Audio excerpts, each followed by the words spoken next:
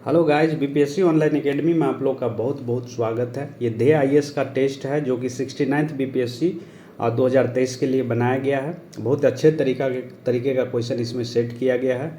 ये test number 2 होगा, ठीक है। अगर हम लोग दे आईएएस की बात करें तो ये टेस्ट नंबर 2 होगा, और हमारे चैनल पर बात करें तो ये होगा टेस्ट नंबर 22, ठीक है। क्योंकि वहाँ पे और भी कई सारे चैनल का टेस्ट सीरीज़ है, तो जो लोग नहीं देखे हैं और इंटरेस्टेड है टेस्ट सीरीज़ देखने में तो ज़रूर जाके प्ले लिस्ट में देखिए। अलग अलग कोचिंग का टेस्ट सीरीज़ वहाँ अपलोड किया गया है। तो आई होप कि आप लोग की पढ़ाई बहुत अच्छे से चल रही होगी, क्योंकि एग्ज़ाम का बहुत ज़्यादा दिन नहीं रहा है। तो अच्छे से आप लोग कीजिएगा।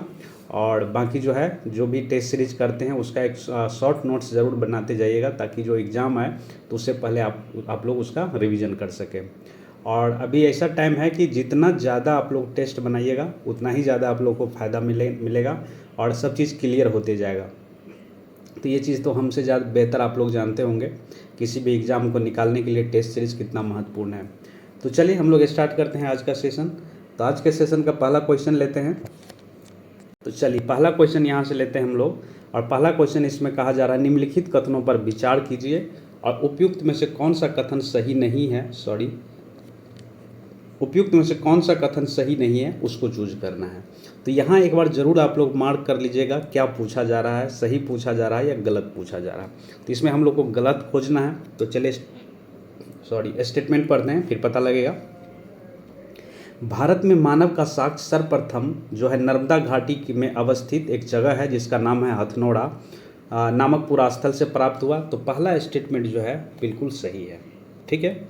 भारत में अगर मानव साक्ष्य का अगर हम लोग बात करें तो सर्वप्रथम साक्ष्य मध्य प्रदेश के जो नर्मदा क्षेत्र है उसके पश्चिम क्षेत्र में अवस्थित एक जगह है जिसका नाम है हथनोड़ा, वह उसी से प्राप्त हुआ है, ठीक है। और इसका जो खोज किया गया था अरुण सेनकिया के द्वारा खोज किया गया था 1982 में। तो ये पहला कथन बिल्कुल सही है। चलिए दूसरा है आपका, जहाँ एक साइट है अभी अक्सर ये न्यूज़ में रहता है, तो इसको भी आप देख लीजिएगा। भीमबेटका साइट कहाँ पर है, ये भी एंशिएंट साइट है। ये कहाँ पर है, ये मध्य प्रदेश स्टेट में है। तो भीमबेटका जो है जो एंशिएंट साइट है, ये क्या शैल चित्रकला का सर्वश्रेष्ठ उदाहरण है। तो ये भी दूसरा स्टेटमेंट भी इसका सही है। अगर आप लोग जानेंगे कि भीमबेटका है कहाँ, तो ये मध्य प्रदेश के रायसेन जिला में स्थित है भीमबेटका, जो कि शैल चित्रकला का सर्वश्रेष्ठ उदाहरण है। अभी हाल ही में यहाँ पे खुदाई भी हुई थी, बहुत सारे ऐसे एंशिएंट जगह चीज़ यहाँ पे मिली। तो यहाँ पे देखा गया कि शैल चित्रकला का सर्वश्रेष्ठ उदाहरण है ये।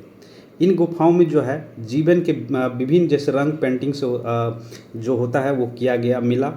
जैसे उसमें जो अगर हम फोटो की बात करें तो हाथी, हिरन आदि का चित्र वहाँ प्राप्त हुआ, बना हुआ था। तो दूसरा भी स्टेटमेंट सही है। तीसरा स्टेटमेंट है चिरांद नवपसान स्थल है जो कि बिहार के वैशाली में स्थित है। देखिए ये कथन जो है बिल्कुल गलत है।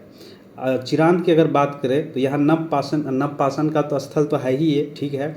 बिहार के ये वैशाली नहीं, ये कहाँ का, ये सारण जिला में स्थित है, ठीक है। तो ये यहाँ पे गलत हो गया। तो तीसरा स्टेटमेंट गलत है, बाकी 1 और 2 जो है सही। तो इसका सही आंसर कौन सा हो गया, सी, मतलब तीसरा क्या है, यहाँ पर गलत स्टेटमेंट है। ये वैशाली में नहीं है, ये कहाँ पर है, ये सारण डिस्ट्रिक्ट में अवस्थित है चिरांद, जहाँ पर नवपाषाणी के एक स्थल है।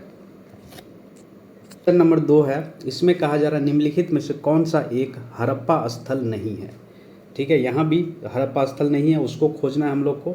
तो देखिए ये आलमगीरपुर तो सबको पता होगा, ये हड़प्पन का साइट है। इसके अलावा किसी को नहीं पता होगा, या हो सकता है किसी को पता भी हो। तो चलिए इसका हम लोग देखते हैं पहले, कि इसका समझने का कोशिश करते हैं कि कौन सा स्थल है जो हड़प्पा का साइट नहीं है।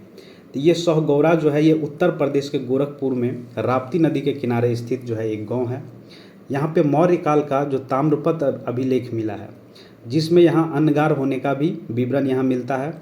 उसके बाद अगर हम लोग बात करें तो ये हो गया, ये जो है हड़प्पा का साइट नहीं है। यहाँ पे क्या चीज़ का प्रमाण मिला, तो मौर्य समय का यहाँ पे ताम्रपत्र मिला है।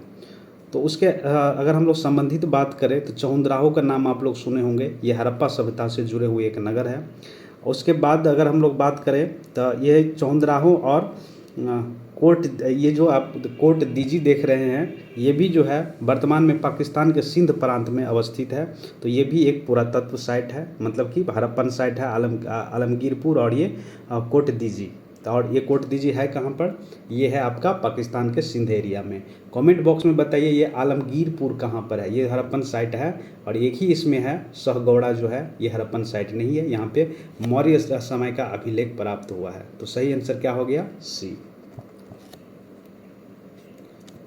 चलिए नेक्स्ट क्वेश्चन है 3 नंबर, साइधव सभ्यता का महान स्नानगार कहाँ से प्राप्त हुआ है। तो ये प्राप्त हुआ था मोहनजोदड़ो से, ठीक है। और इसकी अगर हम लोग लंबाई की बात करें तो लंबाई उत्तर से दक्षिण की ओर ये बना हुआ था, और लंबाई की अगर हम लोग बात करें तो 55 मीटर लंबा, और चौड़ाई की बात करें तो 33 मीटर चौड़ा था। और यहाँ सिंध भाषा में मोहनजोदड़ो का शाब्दिक अर्थ होता है मृतकों का टीला, माउंट ऑफ डेड कहा जाता है इसको।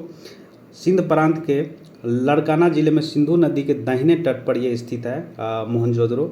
सर्वप्रथम इसका जो खोजा गया था वो रखालदास बनर्जी के द्वारा 1922 में ये खोजा गया था। तो 3 का सही आंसर हो गया ए, मोहनजोदड़ो। क्वेश्चन नंबर यहाँ 4 पूछा जा रहा है, चतुर्थ बौद्ध संगति के संदर्भ में निम्नलिखित पर विचार कीजिए और कौन सा कथन सही नहीं है ये चूज करना है। यहाँ भी सही नहीं है वही चूज करना है।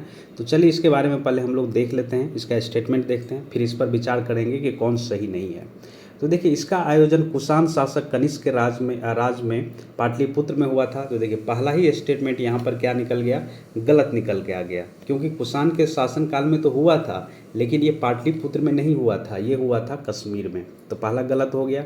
पाटलिपुत्रा में जो हुआ था वो तृतीय बौद्ध संगति था और वो अशोक के टाइम में किया गया था, ठीक है। चलिए दूसरा स्टेटमेंट हम लोग देख लेते हैं। और ये कश्मीर में कहाँ किया गया था, कुषाण के द्वारा। तो ये किया गया था कश्मीर में एक जगह है कुंडल वन, वहाँ पर स्थापित किया गया था या वहाँ पर आयोजन किया गया था चतुर्थ बौद्ध संगति। दूसरा स्टेटमेंट है, इसकी अध्यक्षता वसुमित्र ने की थी तथा अश्वघोष के उसके उपाध्यक्ष बने थे। बिल्कुल सही, दूसरा स्टेटमेंट सही है, नो डाउट, ठीक। उस समय उसके बाद तीसरा स्टेटमेंट है, इसी समय बौद्ध धर्म हिनायन एवं महायान नामक 2 स्पष्ट संप्रदायों में विभक्त हो गया था। ये भी सही है, ये जो हुआ था विभक्त हुआ था ये कनिष्क के टाइम में हुआ था। हिनायन का मतलब वो होता है कि जो फ्लोर हो बौद्धिज्म का लेकिन पुराने फ्लोर हो, और ये महायान जो है ये नए फ्लोर, मतलब 2 पार्टों में इसको विभक्त कर दिया गया। तो जो अशोक थे वो हिनायन के फ्लोर थे और जो कनिष्क थे वो महायान के फ्लोर थे। तो एक ही इसमें गलत हो गया, स्टेटमेंट नंबर 1। तो सही आंसर हो गया इसका A1, यही स्टेटमेंट गलत है, बाकी 2 और 3 जो है सही है।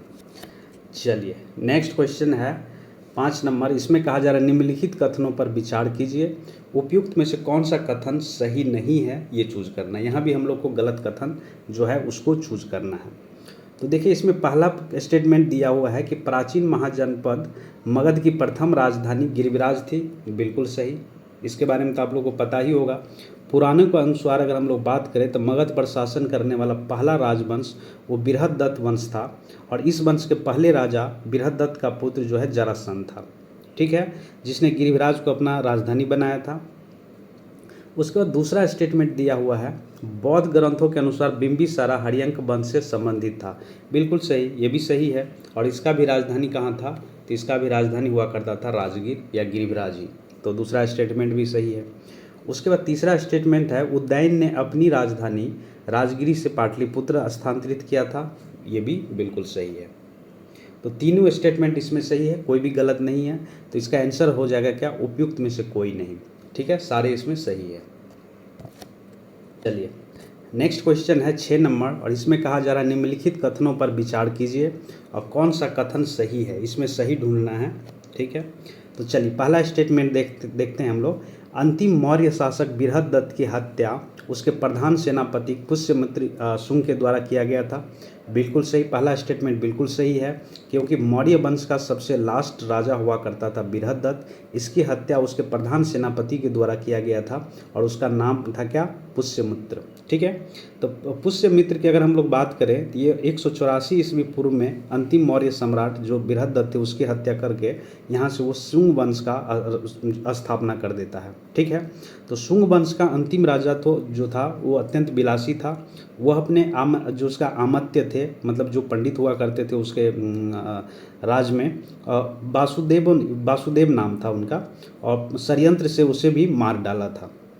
वही दूसरा क्वेश्चन कह रहा है, अंतिम राजा देवभूति की हत्या जो है उसके ब्राह्मण मंत्री वासुदेव कर्ण के द्वारा किया गया था और यहीं से जो है कर्ण वंश की स्थापना हो जाती है।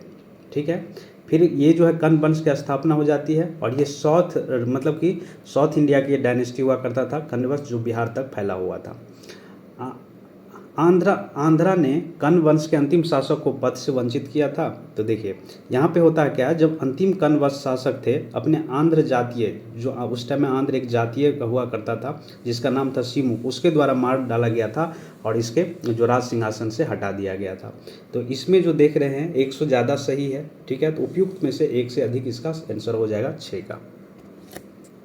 नेक्स्ट क्वेश्चन है 7 नंबर, वैदिक नदी बितात्सा की पहचान निम्नलिखित नदियों में से किस एक के साथ की जाती है। तो देखिए बितात्सा एंशियंट नेम था नदी का, जो अभी मॉडर्न में हम लोग जानते हैं झेलम, झेलम को कहा जाता था बितात्सा नदी। तो सही आंसर हो गया 7 का बी। क्वेश्चन नंबर है 8 और इसमें कहा जा रहा है कि शतपथ ब्राह्मण में उल्लेखित राजा विदेह माधव से संबंधित ऋषि कौन थे। तो ये ऋषि संबंधित थे, पहले इसका एक्सप्लेनेशन आप लोग देख लीजिए। शतपथ ब्राह्मण में बिहार के विदेह राजा में आर्यों के आगमन एवं निवास की चर्चा मिलती है। ठीक है, ये शतपथ ब्राह्मण से, ये बिहार से संबंधित है, तो इसको ध्यान से आप लोग देखिएगा। इसमें विदेह के माधव द्वारा अपने गौतम राहुगण के साथ अग्नि के पीछा करते हुए सदानीरा नदी, जिसको गंडक कहा जाता है अभी मॉडर्न में, तक पहुँचे थे। ये बात इसको मेंशन किया गया है शतपथ ब्राह्मण में। तो ये संबंधित है कौन, तो ये संबंधित है ऋषि गौतम राहुगण। 9 है, इसमें कहा जा रहा है 3 रत्न सिद्धांत सामायिक धारक, सामायिक चरित्र एवं सामायिक ज्ञान निम्नलिखित में से किससे संबंधित है। देखिए जैन धर्म में मोक्ष के लिए 3 साधन आवश्यक बताए गए हैं, जिसमें तीन साधन है। वो कौन सा, सामायिक धारण मतलब कि सामायिक दर्शन, मतलब अच्छा दर्शन सही से, सामायिक चरित्र एवं सामायिक ज्ञान, ये तीनों जो है जैन धर्म में 3 रत्न की इसको संज्ञा दी गई है। तो ये तीनों संबंधित है जैन धर्म से। चलिए नेक्स्ट क्वेश्चन है 10 नंबर, किस शासक द्वारा सर्वप्रथम पाटलिपुत्रा का राजधानी के रूप में चयन किया गया था। तो ये हरियंका वंश उदयन थे, इसके द्वारा चयन किया गया था कि पाटलिपुत्रा को अब क्या है कैपिटल बनाया जाए, और ये अजातशत्रु के पुत्र थे। पाटलिपुत्रा की स्थापना की अगर हम लोग बात करें तो ये अजातशत्रु के उत्तराधिकारी जो उदयन थे, इन्होंने गंगा और सोन नदी के संगम पर एक किला बनाकर की थी। इसके साम्राज्य की राजधानी मतलब इन्होंने अपने साम्राज्य की राजधानी राजगिरी से स्थानांतरित कर पाटलिपुत्रा लाया था। और इस नगर की अगर हम लोग बात करें पाटलिपुत्रा का, तो इसमें शिशुनाग वंश का भी कैपिटल रहा है। ठीक है, उसके बाद नंद वंश का भी रहा है, मौर्य वंश की राजधानी भी रहा है। तो 10 का सही आंसर हो गया सी। 11, इसमें कहा जा रहा है निम्नलिखित में से कौन सा सही सुमेलित है। इसमें सही चूज करना है। यहाँ पे महाजनपद दिया है और दूसरा है राजधानी दिया हुआ है। तो इसका सबसे पहले आप लोग डिटेल सुन लीजिए। देखिए बौद्ध ग्रंथ जो है अंगुत्तर निकाय उसके अनुसार, और जैन धर्म भगवती सूत्र, ये दोनों बुक का आप लोग नाम याद रखिएगा। अंगुत्तर निकाय बौद्ध धर्म से संबंधित है और भगवती सूत्र जो है जैन धर्म से संबंधित है। तो इन दोनों बुक में मेंशन है कि 16 महाजनपद की सूची मिलती है, कि उस टाइम में भारत में जो है 16 महाजनपद मतलब 16 स्टेट हुआ करता था। ये 6ठी शताब्दी ईसा पूर्व की बात है। तो ये 16 महाजनपद की सूची, जिसमें अंग है, मगध है, काशी है, कौशल है, बज्जी है, मल्ल है, चेदी है, वत्स है, कुरु है, पंचाल है, सूरसेन है, अस्मक है, कंदार है, कंबोज है, ये सारे जो हुआ करता था 16 महाजनपद उस टाइम में हुआ करता था। कंदार महाजनपद की राजधानी तक्षशिला हुआ करता था। कंबोज महाजनपद की राजधानी हाटक हुआ करता था। ठीक है, उसके बाद कौशल की बात करें तो कौशल महाजनपद की राजधानी श्रावस्ती हुआ करता था। और सूरसेन महाजनपद की राजधानी मथुरा, और अंग महाजनपद की राजधानी चंपा, और मगध की राजधानी सबको पता है राजगीर हुआ करता था। तो इसमें जो आपको दिया हुआ है अंग का राजधानी मथुरा नहीं, अंग का राजधानी चंपा हुआ करता था। मगध का हाटक था क्या, नहीं, मगध का राजगीर था। लेकिन ये जो है कौशल का राजधानी जो हुआ करता था वो श्रावस्ती था। तो यही स्टेटमेंट एक सही है, बाकी जो है गलत है। तो सही आंसर कौन सा हो गया, सी। एक सेकेंड, सॉरी। क्वेश्चन नंबर है 12, भारतीय प्रतीक पर उत्कीर्ण सत्यमेव जयते कहाँ से लिया गया है। तो देखिए सत्यमेव जयते जो लिया गया है, जो भारत का प्रतीक है, और यहाँ पे लिखा जाता है सत्यमेव जयते। आप लोग पैसा पे भी देखे होंगे कि सत्यमेव जयते लिखा रहता है, तो जिसका शाब्दिक अर्थ होता है कि सत्य की ही विजय होती है।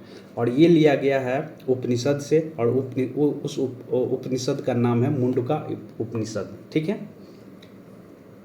और एक और आता है, कभी कभी पूछा जाता है, जो आप गायत्री मंत्र पढ़ते हैं वो कहाँ से लिया गया है, तो वो ऋग्वेद के मंडल 3 से लिया गया है। ठीक है। नेक्स्ट क्वेश्चन है 13 नंबर, निम्नलिखित कथनों पर विचार कीजिए, कौन सा कथन सही है। ये सही कथन हमको चूज करना है। पहला स्टेटमेंट दिया हुआ है कि बुद्ध की भूमि स्पर्श मुद्रा से तात्पर्य अपने तप की सुनिश्चितता और निरंतरता को बनाए रखने में से है। तो पहला स्टेटमेंट सही है। भूमि स्पर्श मुद्रा आपको सारनाथ में मिलेंगे, और ये सारनाथ में जो है बुद्ध की मूर्ति, ये गुप्त काल से संबंधित है। तो दूसरा स्टेटमेंट भी सही है। तीसरा स्टेटमेंट है, महावीर स्वामी को एशिया के ज्योति पुंज के तौर पर जाना जाता है। तो नहीं, ये महावीर स्वामी को नहीं, ये भगवान ये भगवान बुद्ध को एशिया का ज्योति पुंज कहा जाता है। तो इसका सही आंसर हो गया आपका उपयुक्त में से एक से अधिक, क्योंकि ए भी सही है और बी भी सही है, और तीसरा नंबर जो स्टेटमेंट है ये गलत है। नेक्स्ट क्वेश्चन है 14 नंबर, और इसमें कहा जा रहा है, निम्नलिखित कथनों पर विचार कीजिए, उपयुक्त में से कौन सा कथन सही नहीं है उसको चूज करना है। पहला स्टेटमेंट दिया है यहाँ पर, मखली गोसाल ने आजीविक संप्रदाय की स्थापना की थी। तो ये पहला स्टेटमेंट बिल्कुल सही है। इसी के द्वारा जो है आजीवक संप्रदाय की खोज किया गया था। उसके बाद है, ये जैन धर्म से संबंधित है आजीवक। उसके बाद है, जैन धर्म में पूर्ण ज्ञान के लिए कैवल्य शब्द का प्रयोग किया। तो ये भी स्टेटमेंट सही है। जब महावीर स्वामी का कंप्लीट ज्ञान हो गया तब उसको कैवल्य कहलाने लगा वो। तो बिल्कुल सही है, दूसरा स्टेटमेंट भी सही है। तीसरा स्टेटमेंट इसमें दिया है, महावीर स्वामी को जाम्बिक ग्राम के समीप रिजू पालिका नदी के तट पर एक साल वृक्ष के नीचे कैवल्य प्राप्त हुआ था। तो तीसरा स्टेटमेंट भी सही है। तो इसमें सारे स्टेटमेंट सही है, 1 and 2 and 3 तीनों। लेकिन इसमें पूछ रहा कौन सा सही नहीं, तो इसका सही आंसर क्या हो गया, उपयुक्त में से कोई नहीं, क्योंकि तीनों सही है। हम लोग को क्या खोजना था, गलत खोजना था। क्वेश्चन है 15 नंबर, और इसमें है, निम्नलिखित में से कौन सा सही सुमेलित है, सही खोजना है। इसमें जैन तीर्थकर का नाम दिया हुआ है और एक तरफ दिया हुआ है उनके प्रतीक चिन्ह। तो इसमें पहला पूछ रहा है, सही पूछ रहा है। तो देखिए यहाँ पे पहला ऑप्शन है कि नेमी नाथ जो है उसका सिंह प्रतीक हुआ करता था। तो नहीं, इसका जो हुआ करता था शंख हुआ करता था। तो पहला गलत है। दूसरा है पार्श्वनाथ का सर्प हुआ करता था। ये भी सही, ये सही है। ठीक है, बी इसमें सही है। चलिए तीसरा देखते हैं स्टेटमेंट। तीसरा स्टेटमेंट में कह रहा महावीर स्वामी का शंख हुआ करता था। नहीं, महावीर स्वामी का जो प्रतीक चिन्ह है वो सिंह हुआ करता था। तो ए और सी गलत है, और बी इसका आंसर हो गया, क्योंकि बी ही इसमें सही मिलान है। तो पार्श्वनाथ का जो प्रतीक चिन्ह हुआ करता था वो सर्प, और महावीर स्वामी का सिंह हुआ करता था। नेमिनाथ का शंख हुआ करता था। 16, चंड प्रद्योत किस प्राचीन गणराज के राजा थे। तो देखिए, चंड प्रद्योत जो है अवंती के शासक हुआ करते थे। बुद्ध काल में अवंती का जो राजधानी था वो उज्जैन था, और इससे बिंबिसार और जो है चंड प्रद्योत हमेशा जो दुश्मन बने रहे थे। लेकिन चंड प्रद्योतों का कोई किसी टाइप का एक रोग हो गया था, उससे ग्रसित थे वो। तो बिंबिसार ने अपने राजवैद्य जीवक को उसके उपचार के लिए भेजा, फिर बाद में वो दोस्त बन गए। तो याद रखिएगा, चंड प्रद्योत जो है ये अवंती राज के राजा हुआ करते थे। सही आंसर हो गया इसका सी। क्वेश्चन नंबर है 17, और इसमें कहा जा रहा है, निम्नलिखित कथनों पर विचार कीजिए, उपयुक्त में से कौन सा कथन सही नहीं है उसको चूज करना है। तो पहला स्टेटमेंट दिया है, मुद्राक्ष की रचना विशाख दत्त ने की थी। ये बिल्कुल सही बात है, पहला स्टेटमेंट बिल्कुल सही है, क्योंकि मुद्राक्ष की रचना जो है ये विशाख दत्त के द्वारा किया गया था। और इस ग्रंथ में मौर्य इतिहास मिलता है, मतलब मौर्य साम्राज्य के इतिहास के बारे में हमको जानकारी मिलता है इससे। मुख्यतः चंद्रगुप्त मौर्य के जीवन पर यह प्रकाश डाला गया है इस बुक में। इसमें चंद्रगुप्त मौर्य को बिरसल कहा गया तथा कुलीन हिल भी कहा गया, तो ये याद रखिएगा। दूसरा स्टेटमेंट है, कालिदास द्वारा रचित मालविक मित्र नाटक है ये। ठीक है, इसका नायक जो पुष्यमित्र शुंग हुआ करता था। नहीं, इसका एक बेटा था जिसका नाम उसका अग्निमित्र हुआ करता था, वो इसके नाटक का नायक हुआ करता था। तो दूसरा स्टेटमेंट गलत है, हम लोग को गलत ही ढूंढना है इसमें। चलिए तीसरा स्टेटमेंट देख लीजिए, कालिदास चंद्रगुप्त द्वितीय के दरबार में कवि थे। बिल्कुल, कालिदास चंद्रगुप्त द्वितीय के दरबारी कवि थे। और इसके बहुत सारे जो रचनाएं हैं जैसे ऋतु संहार, मेघदूत, रघुवंशम, कुमार संभवम, अभिज्ञान शकुंतलम, ये जो रचना है ये कालिदास के द्वारा लिखा गया बुक है। तो स्टेटमेंट क्या हो गया, 2 गलत हो गया, तो इसका सही आंसर हो गया बी। 18 और इसमें कहा जा रहा है कि निम्नलिखित कथनों पर विचार कीजिए, उपयुक्त में से कौन सा कथन सही है। सही कथन हम लोग को चूज करना है इसमें। तो पहला स्टेटमेंट दिया हुआ, दक्षिण भारत के मंदिरों के आकर्षक द्वार को गोपुरम कहा जाता था। बिल्कुल सही, पहला स्टेटमेंट सही है। जब दक्षिण भारत में मंदिर बनाया जाता है, जब वहाँ पे प्रवेश द्वार हुआ करता था उस टाइम में, तो उसको गोपुरम कहा जाता था। उसके बाद दूसरा स्टेटमेंट है, मीनाक्षी मंदिर का निर्माण ये पांड्यों के द्वारा किया गया था। अपने पांड्यों जो एक साम्राज्य था उसके द्वारा करवाया गया था मदुरई में। तो ये भी सही है, कभी कभी पूछा भी जाता है ये मीनाक्षी मंदिर कहाँ पर स्थित है, तो ये तमिलनाडु के मदुरई में स्थित है। दूसरा स्टेटमेंट भी सही है। तीसरा स्टेटमेंट है, पुलकेशन द्वितीय चालुक्य वंश का सबसे महान शासक था। तो तीसरा स्टेटमेंट भी सही है।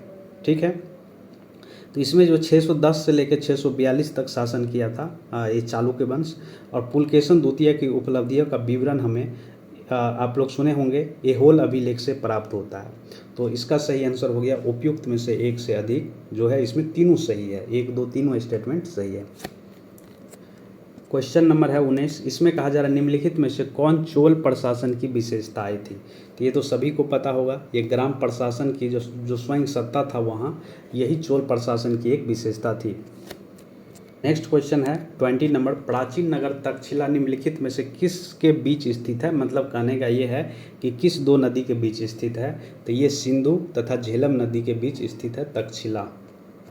नंबर है 21 और इसमें कहा जा रहा है मढ़ौरा का सूर्य मंदिर किस राज्य में स्थित है। तो मढ़ौरा का सूर्य मंदिर ये गुजरात में राज्य में स्थित है। इसका निर्माण सोलंकी वंश के द्वारा सोलंकी वंश के एक राजा हुआ करता था जिसका नाम था भीमदेव प्रथम, इसी के द्वारा करवाया गया था।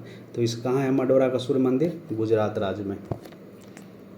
नंबर है 22, इसमें कहा जा रहा है निम्नलिखित में से कौन शासक पृथ्वीराज चौहान के नाम से प्रसिद्ध है।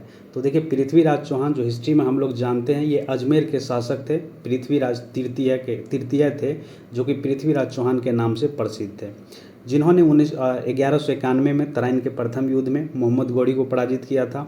परंतु 1192 में तराइन के द्वितीय विश्व युद्ध में उसकी खुद की पराजय हो गई थी। तो ये है पृथ्वीराज तृतीय, यही पृथ्वीराज चौहान से प्रसिद्ध है। चलिए क्वेश्चन नंबर है 23 और इसमें कहा जा रहा है कि निम्नलिखित में से किसने सोमपुर महाविहार का निर्माण कराया था। तो देखिए धर्मपाल ने विक्रमशिला तथा सोमपुरी के प्रसिद्ध विहारों की स्थापना की थी। उसकी राजसभा में प्रसिद्ध बौद्ध लेखक जिसका नाम था हरिभद्र वो निवास किया करता था। और तारकनाथ भी ये बौद्ध धर्म से संबंधित है। तारकनाथ के अनुसार धर्मपाल के द्वारा 50 धार्मिक विश्वविद्यालयों का स्थापना करवाई गई थी। और धर्मपाल को लेख में उसे क्या कहा गया था, परम सौगत कहा गया था। ये वर्ड जो यूज किया गया था ये धर्मपाल के लिए यूज किया गया था। तो 23 का सही आंसर हो गया सी। और इसमें कहा जा रहा है कि मध्यकालीन भारत में आर्थिक इतिहास के संदर्भ में अर्घट्टा किससे निरूपित करता था। तो देखिए मध्यकाल में जो अर्घट्टा होता था वो भूमि की सिंचाई के लिए प्रयुक्त होने वाला जल चक्र को कहा जाता था, उसी का नाम था अर्घट्टा। तो 24 का सही आंसर हो गया ए, भूमि की सिंचाई के लिए प्रयुक्त वाटर व्हील। नंबर 25, निम्नलिखित में से किस मध्यकालीन शासक ने सार्वजनिक वितरण प्रणाली प्रारंभ की थी। तो ये स्टार्ट किया गया था अलाउद्दीन खिलजी के द्वारा। सही आंसर हो गया इसका ए। ठीक है, सार्वजनिक वितरण प्रणाली को बाजार नियंत्रण प्रणाली भी कहा जाता है, जो कि अलाउद्दीन खिलजी के द्वारा प्रारंभ किया गया था। क्वेश्चन नंबर है 26 नंबर, निम्नलिखित में से किस शासक ने सर्वप्रथम जजिया कर समाप्त किया था। तो देखिए ये टाइम है 1420 ईस्वी में, जब जैनुल आबदीन कश्मीर के सिंहासन पर बैठा। वह कश्मीर का सबसे महान शासकों में से एक था। वह धार्मिक दृष्टि से अत्यंत ही जो है सहिष्णु था। उसकी धार्मिक उदारता के कारण उसकी तुलना अक्सर मुगल बादशाह अकबर से किया जाता है। उन्होंने हिंदुओं पर जो लगने वाला जजिया कर था वो हटा दिया गया था, और ऐसा करने वाला वह प्रथम शासक था जो कि जजिया कर हटाया था। तो इसका सही आंसर हो गया आपका जैनुल आबदीन, और इसको कश्मीर का अकबर के नाम से भी हम लोग जानते हैं इनको। ये नेक्स्ट क्वेश्चन है 27 नंबर, और इसमें कहा जा रहा है निम्नलिखित कथनों पर विचार कीजिए, उपयुक्त में से कौन सा कथन सही नहीं है, ये चूज करना है। तो पहला स्टेटमेंट दिया है जौनपुर शहर की स्थापना 14वीं शताब्दी में सुल्तान फिरोज शाह तुगलक ने किया था। पहला स्टेटमेंट बिल्कुल सही है, जौनपुर शहर की स्थापना 14वीं शताब्दी में हुई थी और ये किया गया था फिरोज शाह तुगलक के द्वारा। दूसरा स्टेटमेंट है सुल्तान मोहम्मद बिन तुगलक का वास्तविक नाम जौना खान था। तो दूसरा स्टेटमेंट भी सही है, इसका बचपन का नाम जौना खान हुआ करता था। तीसरा स्टेटमेंट है जौनपुर राज का अंतिम शासक हुसैन शाह सरकी था। तो ये भी तीसरा भी स्टेटमेंट इसका सही है, इसमें से कोई भी गलत नहीं है। तो इसका आंसर हो जाएगा ई, उपयुक्त में से कोई नहीं, क्योंकि हमको यहाँ पे गलत आंसर खोजना था। क्वेश्चन नंबर है 28, किताब उल हिंद रचना के प्रसिद्ध लेखक का नाम क्या है। तो ये रचना किया गया था अल बरूनी के द्वारा। ये बुक जो है अरब से आने वाले यात्री अल बरूनी का प्रथम मतलब कि एक प्रमुख बुकों में से एक था। इसका वास्तविक नाम जो था अल बरूनी का, उसका वास्तविक नाम था अबू रेहान नाम हुआ करता था इसका वास्तविक। इसकी महत्वपूर्ण कृति जो तहकीक हिंद अथवा किताब हुल के नाम से, हिंद के भी नाम से जानते हैं, तत्कालीन भारतीय उस टाइम के भारतीय समाज संस्कृति व्यवस्था पर विशेष प्रकाश डाला है बेसिकली इस बुक में। तो किताब उल हिंद किसके द्वारा लिखा गया है, तो ये अल बरूनी के द्वारा लिखा गया है। और ये कब आया था भारत और किसके शासन टाइम में आया था, किसी को पता हो तो प्लीज़ कमेंट बॉक्स में ज़रूर बताइएगा, ताकि अन्य लोगों को भी ये फायदा हो। 29, इसमें कहा जा रहा है निम्नलिखित में से किसने महमूद गजनी के हमले के बाद सोमनाथ मंदिर का पुनर्निर्माण करवाया। तो देखिए ये सोलंकी वंश के शासक थे, उसका नाम था भीमदेव प्रथम, इसी के द्वारा जो फिर से निर्माण करवाया गया था ये सोमनाथ मंदिर को। महमूद गजनी का आक्रमण हुआ था सोमनाथ मंदिर पर 10 से 26 AD में, और उसके बाद जो उसके जाने के बाद भीमदेव प्रथम के द्वारा उसका फिर से निर्माण करवाया गया था, और ये सोलंकी वंश के शासक थे। क्वेश्चन नंबर है किस सुल्तान ने ज़मीन में फसल की नपाई का आधा राजस्व के रूप में दावा किया है या किया था। तो ये शासक है अलाउद्दीन खिलजी के द्वारा ऐसा किया गया था। तो 30 का सही आंसर हो गया सी। क्वेश्चन नंबर है 31, इसमें कहा जा रहा पानीपत के तीसरी युद्ध में निम्न में से किसने मराठा को हराया था। तो देखिए पानीपत की तीसरी लड़ाई 14 जनवरी 1761 को हुआ था। मराठा तथा अहमद शाह अब्दाली अफगानों के बीच हुआ था, और इसमें मराठों को हराया था कौन, तो वो था अहमद शाह अब्दाली, मतलब अफगानों ने इनको हराया था। 31 का सही आंसर हो गया ए। नंबर है 32, निम्नलिखित में से दिल्ली सल्तनत के किस सुल्तान के शासन काल में शाही महलों में हिंदू देवी देवताओं की पूजा होती थी। तो देखिए दिल्ली सल्तनत के सुल्तान नसरुद्दीन खुसरो शाह के शासनकाल में महल के अंदर हिंदू देवी देवताओं की पूजा होती थी, और उसके बाद मुबारक शाह की हत्या के उपरांत खुसरो खां नसरुद्दीन खुसरो शाह की उपाधि धारण कर दिल्ली की गद्दी पर बैठा था, और उसी के महल में हिंदू देवी देवताओं की पूजा होती थी। तो नाम है इसका क्या, सी, नसरुद्दीन खुसरो शाह के महल में ऐसा किया जाता था। कोई क्वेश्चन नंबर है 33, इसमें कहा जा रहा है निम्नलिखित कथनों पर विचार कीजिए और कौन सा कथन इसमें सही नहीं है उसको ढूंढना है। तो पहला स्टेटमेंट दिया है दीवाना खैरात एक दान विभाग था जिसे फिरोज तुगलक द्वारा स्थापित किया गया था। पहला स्टेटमेंट बिल्कुल सही है, दीवाने खैरात फिरोज शाह तुगलक के द्वारा खोला गया एक विभाग था, और ये एक दान विभाग था, चैरिटी डिपार्टमेंट था। दूसरा स्टेटमेंट है दीवाने अमीर कोही मोहम्मद बिन तुगलक द्वारा स्थापित किया गया था, जो कि एक कृषि विभाग था। दूसरा स्टेटमेंट भी सही है, दीवाने कोही मोहम्मद बिन तुगलक के द्वारा बनाया गया एक डिपार्टमेंट था। उसके बाद मुगलों से मुकाबला करने के लिए बलबन ने एक सैन्य विभाग दीवाने अर्ज की स्थापना की थी। तो बिल्कुल सही, ये भी सही है। आयरन एंड ब्लड पॉलिसी भी बलबन के द्वारा लाया गया था, कई बार बीपीएससी में पूछा भी गया है ये क्वेश्चन। तो 33 का सही आंसर क्या हो गया, उपयुक्त में से कोई नहीं, क्योंकि कोई भी इसमें गलत नहीं है, सभी सही है, लेकिन हम लोग को गलत खोजना था। तो सही आंसर हो गया उपयुक्त में से कोई नहीं। नंबर है 34, इसमें कहा जा रहा है मध्यकालीन भारत में शब्द फवाजील किसे निर्दिष्ट करता था। तो ये अधिशेष भूराजस्व को ये किया जाता था फवाजील शब्द से। तो 34 का हो गया सही आंसर बी। क्वेश्चन का अभी कुछ देर पहले हम लोग बात किए थे, दिल्ली के किस सुल्तान के विषय में कहा गया कि उसने रक्त और लौह की नीति अपनाई थी। तो ये बेसिकली बलबन के द्वारा किया गया था, इसका आंसर तो बलबन ही होगा। ठीक है, तो बलबन के विषय में कहा गया है कि उसने रक्त और लौह की पॉलिसी जो नीति है वो अपनाई। बलबन के राज सिद्धांत के दो प्रमुख विशेषताएं थी, वो क्या थी? बलबन के द्वारा कहा गया तो सुल्तान का जो पद है वो ईश्वर के द्वारा प्रदत्त किया गया पद है। दूसरा स्टेटमेंट इसका हुआ करता था, सुल्तान का निरंकुश होना आवश्यक है। तो सही आंसर हो गया 35 का B, iron and blood policy लाया गया था बलबन के द्वारा। नंबर है 36 और इसमें कहा जा रहा है निम्नलिखित कथनों पर विचार कीजिए, उपयुक्त में से कौन सा कथन सही नहीं है उसको चूज करना है। तो इसमें पहला कथन दिया हुआ, हम्पी के खंडर विजयनगर साम्राज्य की प्राचीन राजधानी की प्रतिनिधित्व करते हैं। तो पहला स्टेटमेंट बिल्कुल सही है, ठीक है। दूसरा स्टेटमेंट है, हम्पी यूनेस्को की विश्व विरासत स्थल की सूची में सम्मिलित है।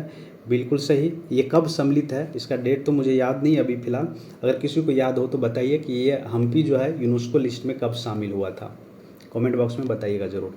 तीसरा स्टेटमेंट है यहाँ पे दिया हुआ और इसमें कहा जा रहा है कि विजयनगर साम्राज्य की स्थापना हरिहर तथा बुक्का ने की थी। तो बिल्कुल सही, 1336 में हरिहर और बुक्का के द्वारा विजयनगर साम्राज्य का स्थापना किया गया था, ठीक है।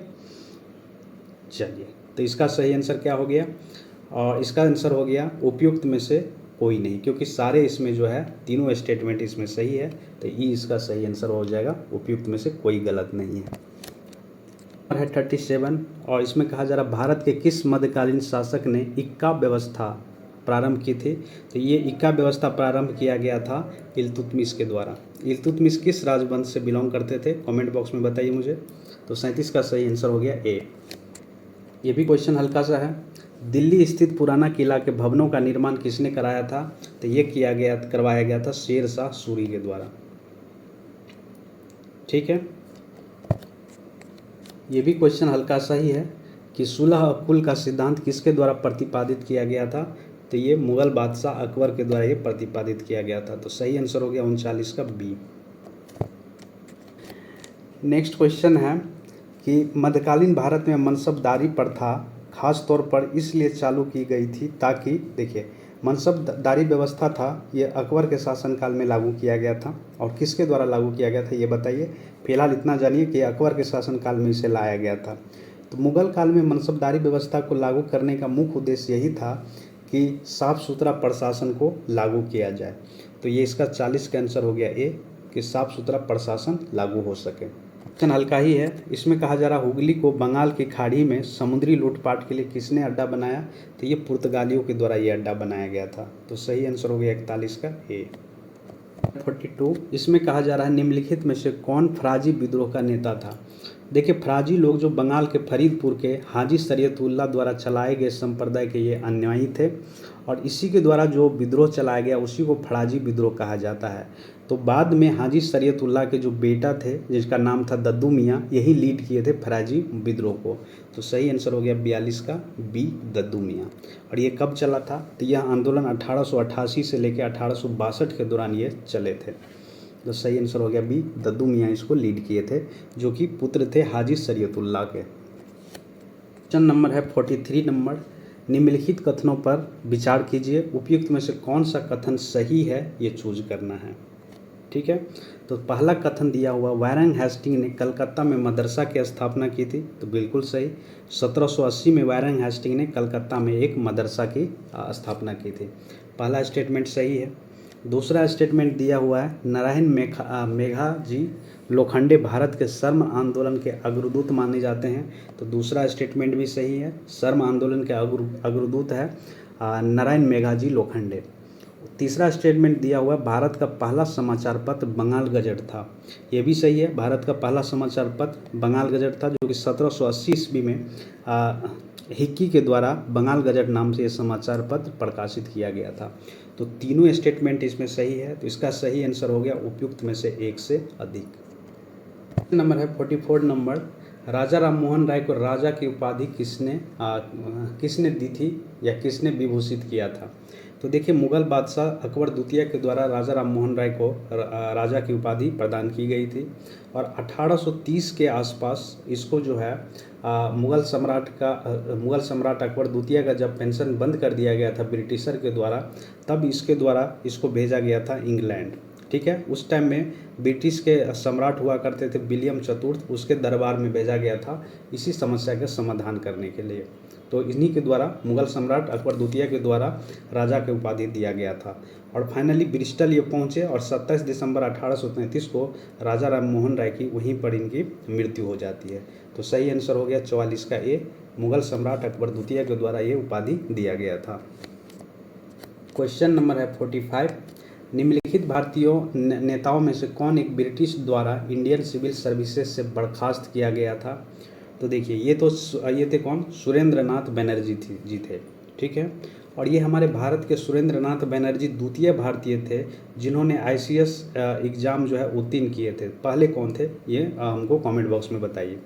और इनकी नियुक्ति जो हुई थी सिलहट में हुआ था, सिलहट असम के आसपास, वहाँ पर असिस्टेंट मजिस्ट्रेट के तौर पर किया गया था इनकी नियुक्ति। फाइनली जो है सुरेंद्र नाथ बनर्जी जी ने 1874 में पद से हटा दिया गया। तो इसका सही आंसर हो गया बी 45 का। 46 नंबर, इसमें कहा जा रहा है निम्नलिखित में से किसे इंग्लैंड में अंग्रेज अधिकारियों की हत्या के आरोप में फांसी की सज़ा मिली थी? तो देखिए इसमें दो लोग थे, एक तो थे मदन लाल ढींगरा और दूसरा थे उधम सिंह। देखिए इसके पीछे बहुत इंटरेस्टिंग कहानी है। इंग्लैंड में अंग्रेज अधिकारी की हत्या के आरोप में मदन लाल ढींगरा और उधम सिंह दोनों को फांसी की सज़ा मिली थी। मदन लाल ढींगरा की बात करें तो ये जुलाई 1909 ईस्वी में लंदन में एक भारतीय राष्ट्र संघ की बैठक में भारत के जो राज सचिव थे उसके सलाहकार कर्जन वैली थे, उसको गोली से भून दिया गया था, तो इनको फांसी की सज़ा हो गई थी। फिर 1940 में उधम सिंह ने जालियांवाला बाग के हत्या के जो अप्रत्यक्ष रूप से जिम्मेदार थे तत्कालीन पंजाब के गवर्नर जिनका नाम था माइकल ओडायर, उनको भी लंदन में मार्च 1940 में गोलियों से भून दिया गया था। तो ये दोनों को फांसी हुआ था, मदन लाल ढींगरा और उधम सिंह दोनों को। तो सही आंसर हो गया 46 का सी। क्वेश्चन नंबर है 47 नंबर, सत्यशोधक समाज की स्थापना किसने की थी? तो ये किया गया था ज्योतिबा फुले के द्वारा। ये 1873 में सत्यशोधक समाज की स्थापना की गई थी ज्योतिबा फुले के द्वारा। और कहाँ पर? ये महाराष्ट्र के पुणे में। क्वेश्चन नंबर है 48 नंबर, निम्नलिखित युगों में से कौन सुमेलित नहीं है? ठीक है, तो पहला स्टेटमेंट दिया हुआ है राजा राम मोहन राय ब्रह्म समाज का स्थापित किया था, बिल्कुल सही है ये। स्वामी दयानंद सरस्वती आर्य समाज का किया था। और महादेव गोविंद रानाडे क्या थियोसॉफिकल सोसाइटी से संबंधित थे? नहीं। तो ये महादेव गोविंद रानाडे जो है ये संबंधित थे प्रार्थना सभा से, ठीक है। तो ये सी नंबर जो है गलत है, यही है इसका आंसर हो जाएगा। सी नंबर इसका सही आंसर हो जाएगा क्योंकि हमको गलत ही ढूंढना था। और यहाँ पे आप लोग कमेंट बॉक्स में हमको बताइए ये थियोसॉफिकल सोसाइटी की स्थापना कब की गई थी और किसके द्वारा किया गया था। और इसका पहला हेडक्वार्टर कहाँ पर? USA में बनाया था। और उसके बाद इसको स्थानांतरित करके इंडिया लाया गया था। इंडिया के तमिलनाडु में अड्यार के आसपास इसका जो है इन्हीं बेसेंट के सहयोग से इनका हेडक्वार्टर लाया गया था इंडिया। क्वेश्चन नंबर है 49, इसमें कहा जा रहा है 1921 में मोपला विद्रोह कहाँ हुआ था? तो ये हुआ था केरल राज्य में। क्वेश्चन नंबर 50, भारतीय राष्ट्रीय कांग्रेस के किस अधिवेशन में महात्मा गांधी को चंपारण के किसान की समस्या से अवगत कराया गया था? तो ये लखनऊ के अधिवेशन 1916 में इसको अवगत कराया गया था, ठीक है। अब हमको ये बताइए कि इस अधिवेशन के अध्यक्षता किसके द्वारा किया गया था? चलिए बहुत क्वेश्चन इसमें पूछ लिए हैं तो ये बता ही देते हैं। इसका जो अध्यक्षता किया गया था इस सेशन का अंबिका चरण मजूमदार के द्वारा ये किया गया था। नंबर है 51, इसमें कहा जा रहा है निम्नलिखित कथनों पर विचार कीजिए और उपयुक्त में से कौन सा सही नहीं है ये चूज करना है। तो पहला स्टेटमेंट दिया हुआ है स्वदेशी आंदोलन के दौरान अश्विनी कुमार दत्त ने स्वदेश बंधन समिति की स्थापना की थी, ये बिल्कुल सही है। और ये बात है 1905 के आसपास जब बंगाल का विभाजन हुआ था तब की, ठीक है। दूसरा स्टेटमेंट है कांग्रेस के बनारस अधिवेशन 1905 में स्वदेशी और बहिष्कार आंदोलन का अनुमोदन किया गया था। तो ये भी स्टेटमेंट दूसरा भी इसका सही है क्योंकि 1905 में कांग्रेस का बनारस अधिवेशन जब हुआ था तो उसका अध्यक्षता किए थे गोपाल कृष्ण गोखले जी। उन्होंने स्वदेशी और बहिष्कार आंदोलन का अनुमोदन किया था, तो दूसरा स्टेटमेंट भी सही है। तीसरा स्टेटमेंट इसमें कहा जा रहा है 1833 के चार्टर एक्ट में ईसाई मिशनरियों को धर्म प्रचार की छूट दी गई थी? नहीं। तो ये 1833 वाला में नहीं दिया था, ये 1813 वाला में ही जो चार्टर एक्ट आया था उसमें दिया था। ईसाई धर्म के प्रचारक थे उसको भारत आने की छूट दी थी। तो हमको गलत ही ढूंढना था, तो 3 नंबर स्टेटमेंट गलत है, उस हिसाब से सही आंसर हो गया सी। क्वेश्चन नंबर है 52 नंबर, अखिल भारतीय किसान सभा के संदर्भ में निम्नलिखित कथनों पर विचार कीजिए और कौन सा सही कथन है उसको चूज करना है। तो देखिए, अखिल भारतीय किसान सभा की स्थापना 11 अप्रैल 1936 को लखनऊ में किया गया था, जिसके अध्यक्ष चुने गए थे स्वामी सहजानंद सरस्वती और NG रंगा को चुना गया था महासचिव। तो देखिए, पहला स्टेटमेंट तो सही है, अप्रैल 1936 में किया गया था लखनऊ में।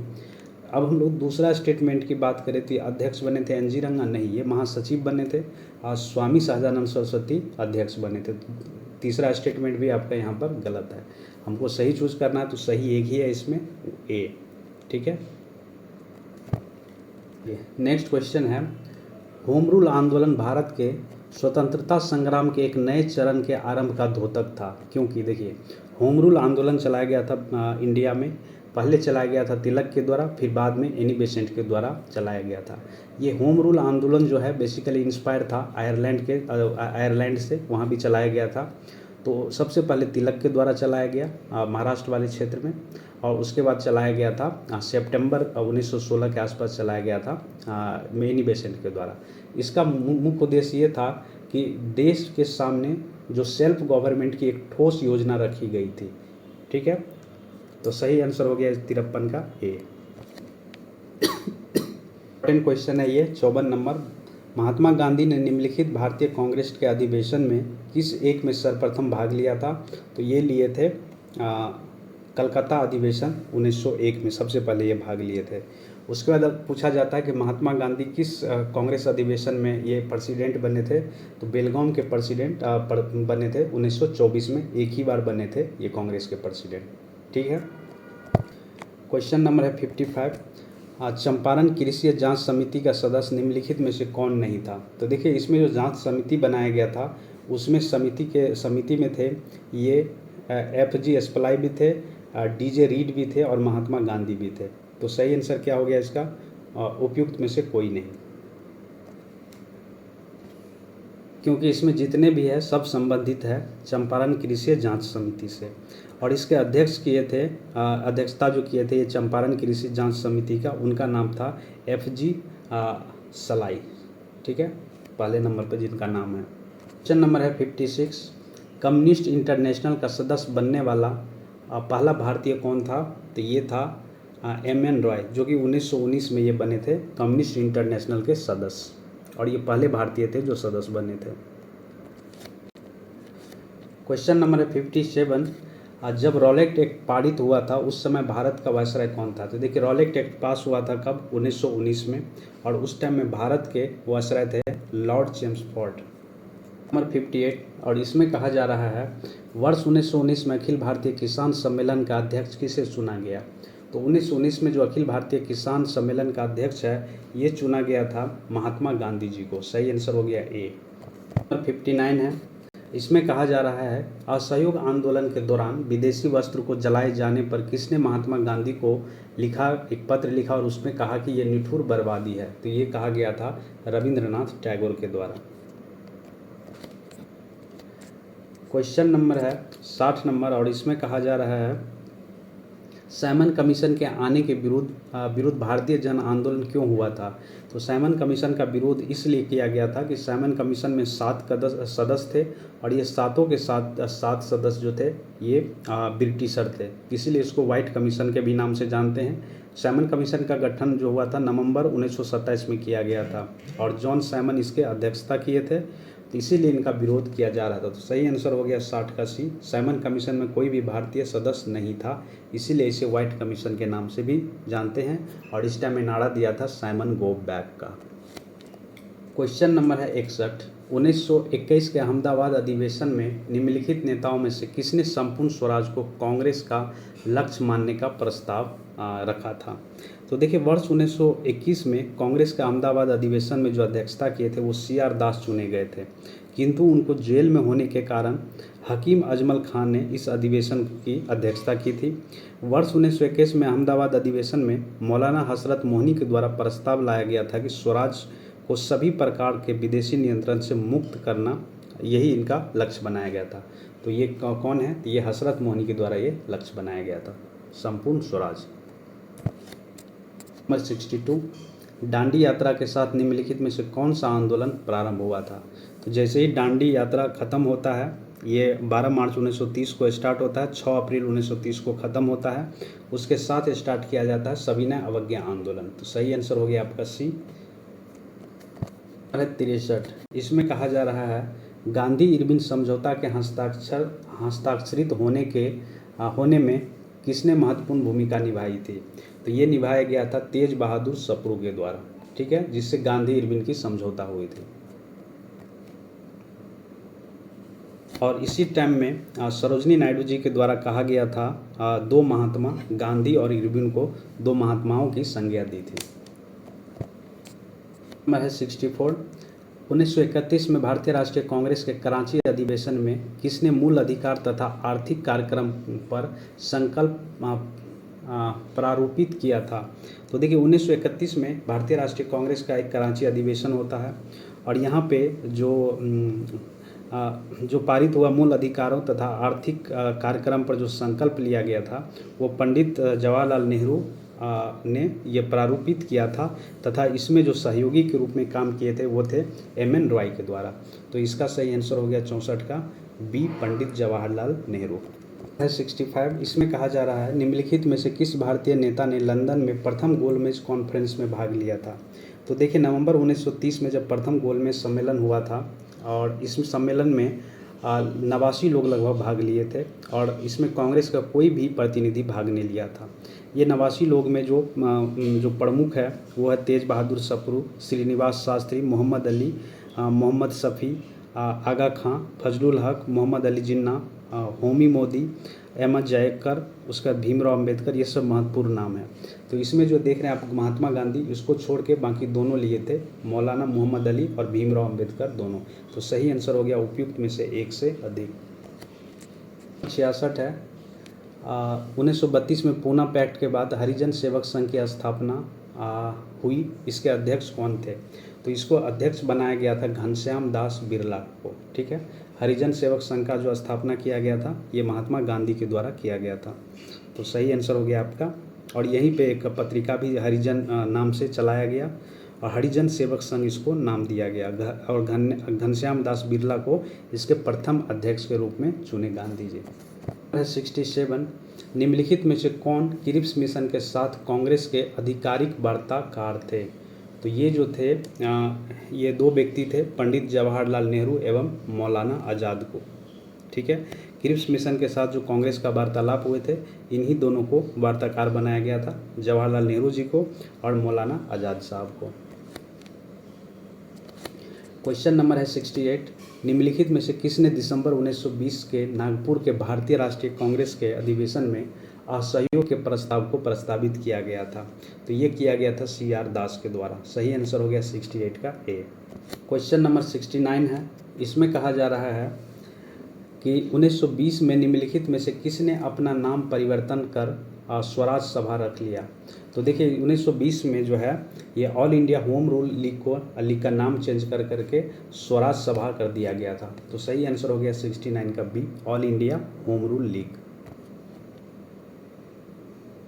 क्वेश्चन नंबर है 70 और इसमें कहा जा रहा है कि 1855 ईस्वी में संथालों ने निम्नलिखित में से किस अंग्रेज कमांडर को हराया था?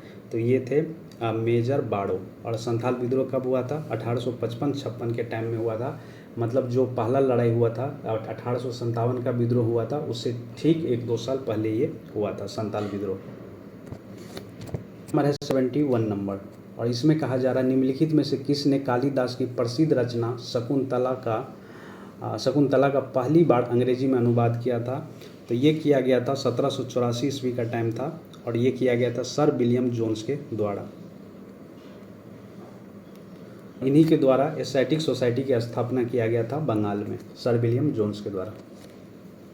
नंबर है 72 नंबर, 19वीं शताब्दी के प्रारंभ में निम्नलिखित में से किस क्षेत्र में तीन काठिया पद्धति प्रचलित थी? तो देखिए, तीन काठिया पद्धति प्रचलित थी उस टाइम में चंपारण क्षेत्र में, जहां 1917 में जब गांधी जी जाकर तीन काठिया पद्धति को समाप्त किए थे।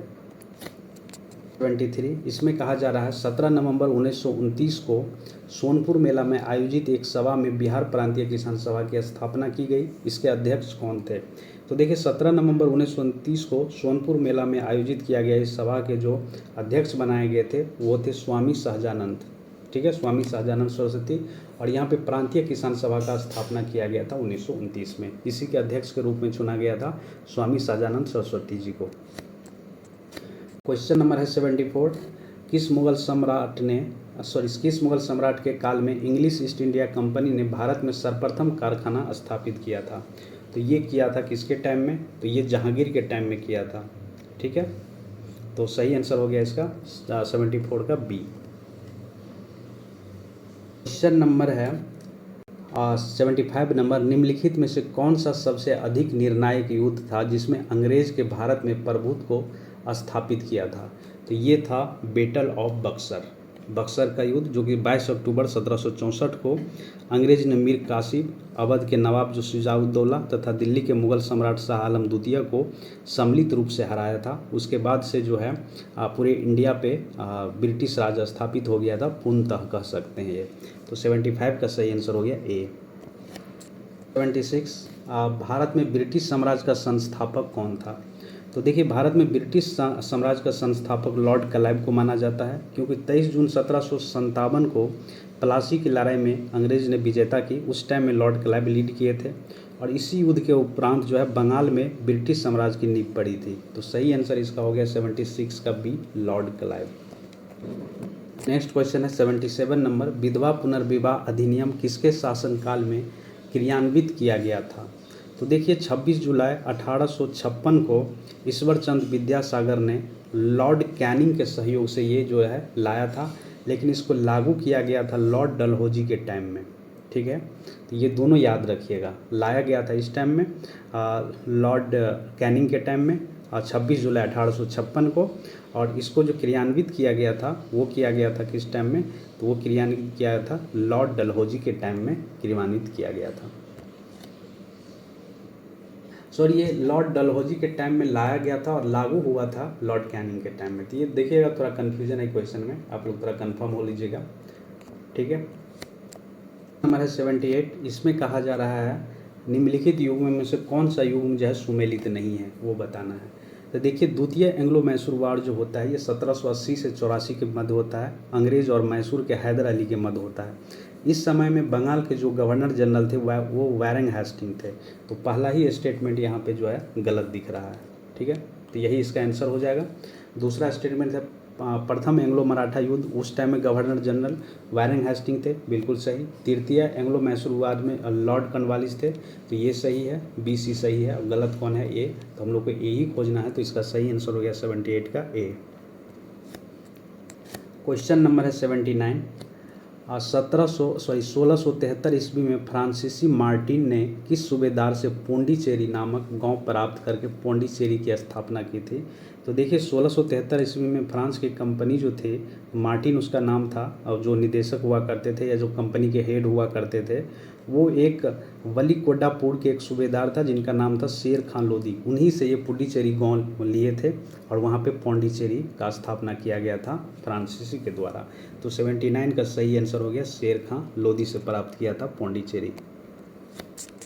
80 है, इसमें कहा जा रहा है रेगुलेटिंग एक्ट के समय में निम्नलिखित में से बंगाल का नवाब कौन था? तो रेगुलेटिंग एक्ट पास किया गया था 1773 ईस्वी में। इसके तहत बंगाल के गवर्नर को गवर्नर जनरल मतलब कहा जाने लगा, और कलकत्ता में एक सुप्रीम कोर्ट की स्थापना भी की गई थी। इस समय जो बंगाल के गवर्नर थे वारेन हेस्टिंग थे, जबकि बंगाल का नाम मात्र का नवाब जो हुआ करता था वो मुबारक उद दौला हुआ करता था। तो सही आंसर हो गया 80 का बी, मुबारक उद दौला। 81 नंबर, इसमें कहा जा रहा है निम्नलिखित कथनों पर विचार कीजिए और कौन सा कथन सही है, सही कथन चूज करना है हम लोग को। ठीक है, तो इसमें लिखा हुआ है पहला स्टेटमेंट कि on the commerce of India नामक निबंध जो है दादा भाई नौरोजी के द्वारा लिखा गया है। ये बिल्कुल इसी के द्वारा ये लिखा गया था, तो पहला स्टेटमेंट इनका सही है। दूसरा स्टेटमेंट कहा जा रहा है बंगाल के सिरसा में प्रथम सूती वस्त्र की स्थापना हुई थी। सूती वस्त्र जो मिल है उसका स्थापना किया गया था, नहीं, इसका स्थापना हुआ था बम्बई में। यहाँ बंगाल आ गया तो ये गलत है। उसके बाद सर सैयद अहमद खान ने दादा भाई नौरोजी के धन निष्कासन के जो सिद्धांत था उसका समर्थन किया था, नहीं, इसको समर्थन नहीं मिला था, इससे ये इन पे विश्वास ही नहीं करते थे। तो तीसरा और दूसरा स्टेटमेंट सही है, एक ही स्टेटमेंट सही, सॉरी गलत है, दूसरा तीसरा एक स्टेटमेंट सही है। पहला स्टेटमेंट सही क्या है, तो on the commerce of India नामक निबंध दादा भाई नौरोजी ने लिखा था। क्वेश्चन नंबर है 82, इसमें कहा जा रहा आशुतोष मुखर्जी और जियाउद्दीन अहमद को निम्नलिखित में से किस शिक्षा आयोग का सदस्य बनाया गया था। तो ये बनाया गया था शेडलर आयोग के सदस्य बनाया गया था, जो कि 1917 ईस्वी में सरकार ने शेडलर की अध्यक्षता में जो है कलकत्ता विश्वविद्यालय की समस्याओं का अध्ययन करने के लिए आयोग का स्थापना किया गया था। जो इंडिया से 2 व्यक्ति को सदस्य बनाया गया था, उसमें थे आशुतोष मुखर्जी एवं जियाउद्दीन अहमद।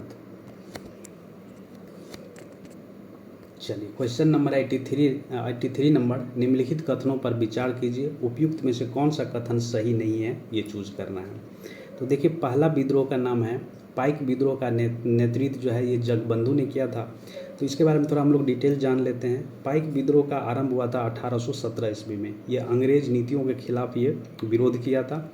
यह उड़ीसा के पाइक जनजाति लोगों के द्वारा किया गया था और ये 1817 से लेके 1825 तक इस दौरान जो नेता बने थे इनके ये बने थे जगबंधु। इनका पूरा नाम था बक्सी जगबंधु। तो पहला स्टेटमेंट बिल्कुल सही है। दूसरा स्टेटमेंट पे आइए। दूसरा स्टेटमेंट कहा जा रहा खांसी विद्रोह का नेतृत्व चीतर सिंह ने किया था, नहीं, चीतर नहीं, उनका नाम था तीरथ सिंह। तो दूसरा स्टेटमेंट ये जो है गलत हो गया, ये तीरथ सिंह थे।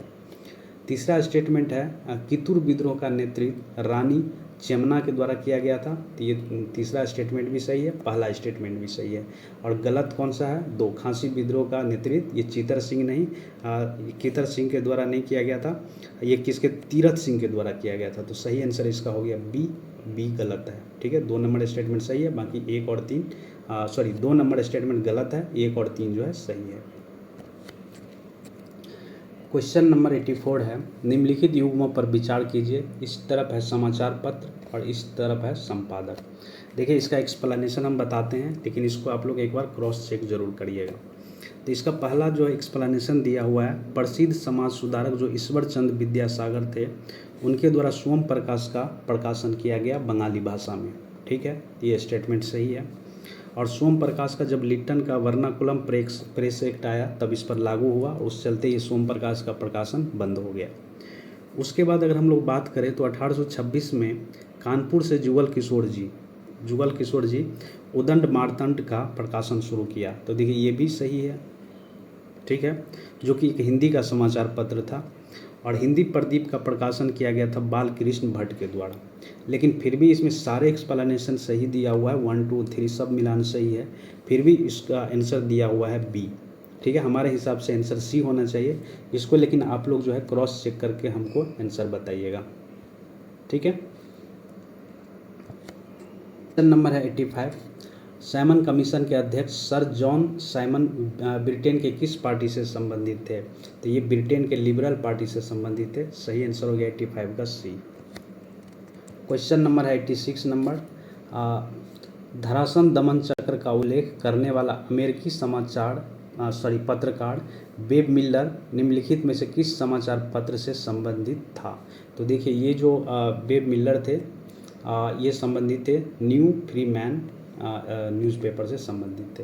ये समाचार पत्र हुआ करता था उस टाइम में, जो सविनय अवज्ञा आंदोलन के समय में सरकार का सबसे भयानक दमन तंत्र का जो बुराई किया था इसी के द्वारा किया गया था। तो सही आंसर हो गया इसका A, new free man. Question number है 87, भारतीय इतिहास में 17 अक्टूबर 1940 के संदर्भ में निम्नलिखित कथनों में से कौन सा सही है। तो देखिए 17 अक्टूबर 1940 को कांग्रेस ने व्यक्तिगत सत्याग्रह आंदोलन शुरू किया था। इस आंदोलन में प्रथम सत्याग्रही जो बने थे वो विनोबा भावे थे, जिन्हें कि पवनार में सत्याग्रह शुरू किया था, और दूसरे सत्याग्रह के रूप में जवाहरलाल नेहरू चुना गया था। इस आंदोलन के दौरान दिल्ली चलो का नारा दिया गया था, इसीलिए इसे दिल्ली चलो आंदोलन भी कहा जाता है। तो सही आंसर हो गया आपका सी। इस दिन कांग्रेस के व्यक्तिगत सत्याग्रह शुरू किया था। क्वेश्चन नंबर है 88 नंबर। औपनिवेशिक भारत के संदर्भ में जनरल बख्त खां, बेगम हजरत महल एवं कुंवर सिंह को याद किए जाते हैं। तो ये याद किए जाते हैं 1857 के विद्रोह के नेता के रूप में। दिल्ली से लीड किए थे जनरल बख्त खां, लखनऊ से लीड किए थे बेगम हजरत महल, और बिहार से लीड किए थे कुंवर सिंह। नंबर है 89। भारतीय इतिहास में 16 अक्टूबर 1905 के संदर्भ में निम्नलिखित कथनों में कौन सा सही है? तो ये कथन सही है कि इसी दिन जो बंगाल विभाजन विभक्त रूप से लागू किया गया था 16 अक्टूबर 1905 को। नंबर है 90। भारतीय राष्ट्रीय आंदोलन के संदर्भ में बाबा रामचंद्र, गौरी शंकर मिश्र और स्वामी सहजानंद याद किए जाते हैं। तो इनको याद किए जाते हैं किसान सभा आंदोलन को शक्तिशाली बनाने के रूप में, और इनका बहुत बड़ा हाथ है, तो इसीलिए हम लोग किसान सभा आंदोलन को शक्तिशाली बनाने के रूप में इन नामों को हम लोग याद करते हैं। नाम एक बार और देख लीजिए, बाबा रामचंद्र, गौरी शंकर मिश्र और स्वामी सहजानंद सरस्वती। नंबर है 91। इसमें कहा जा रहा 1857 की क्रांति के संदर्भ में निम्नलिखित युग्मों पर विचार कीजिए और कौन सा सही सुमेलित है ये बताना है। तो देखिए, जब 1857 की क्रांति हुई थी तो उस टाइम में नाना साहब लीड किए थे कानपुर से। नाना साहब का जो वास्तविक नाम था धोंदूपंत था, तो ये सही है। ठीक है। दूसरा है कि ये जो 1857 की क्रांति हुई थी फैजाबाद में, फैजाबाद से लीड किए थे मोहम्मद अहमदुल्लाह, तो दूसरा स्टेटमेंट भी आपका सही है। उसके बाद तीसरा नंबर आता है गोरखपुर का।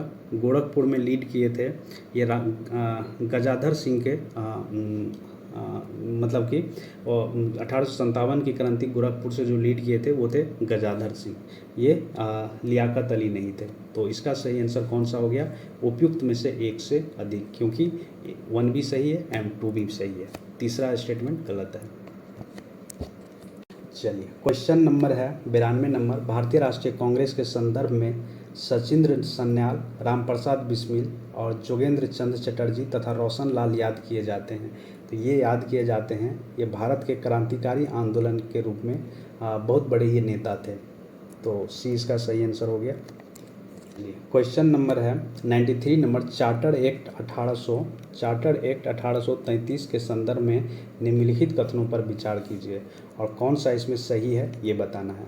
तो देखिए, पहला स्टेटमेंट इसमें दिया हुआ है, इसमें गवर्नर जनरल की परिषद में एक विधि सदस्य सम्मिलित किया गया, तो ये स्टेटमेंट सही है। पहला स्टेटमेंट इसका सही है।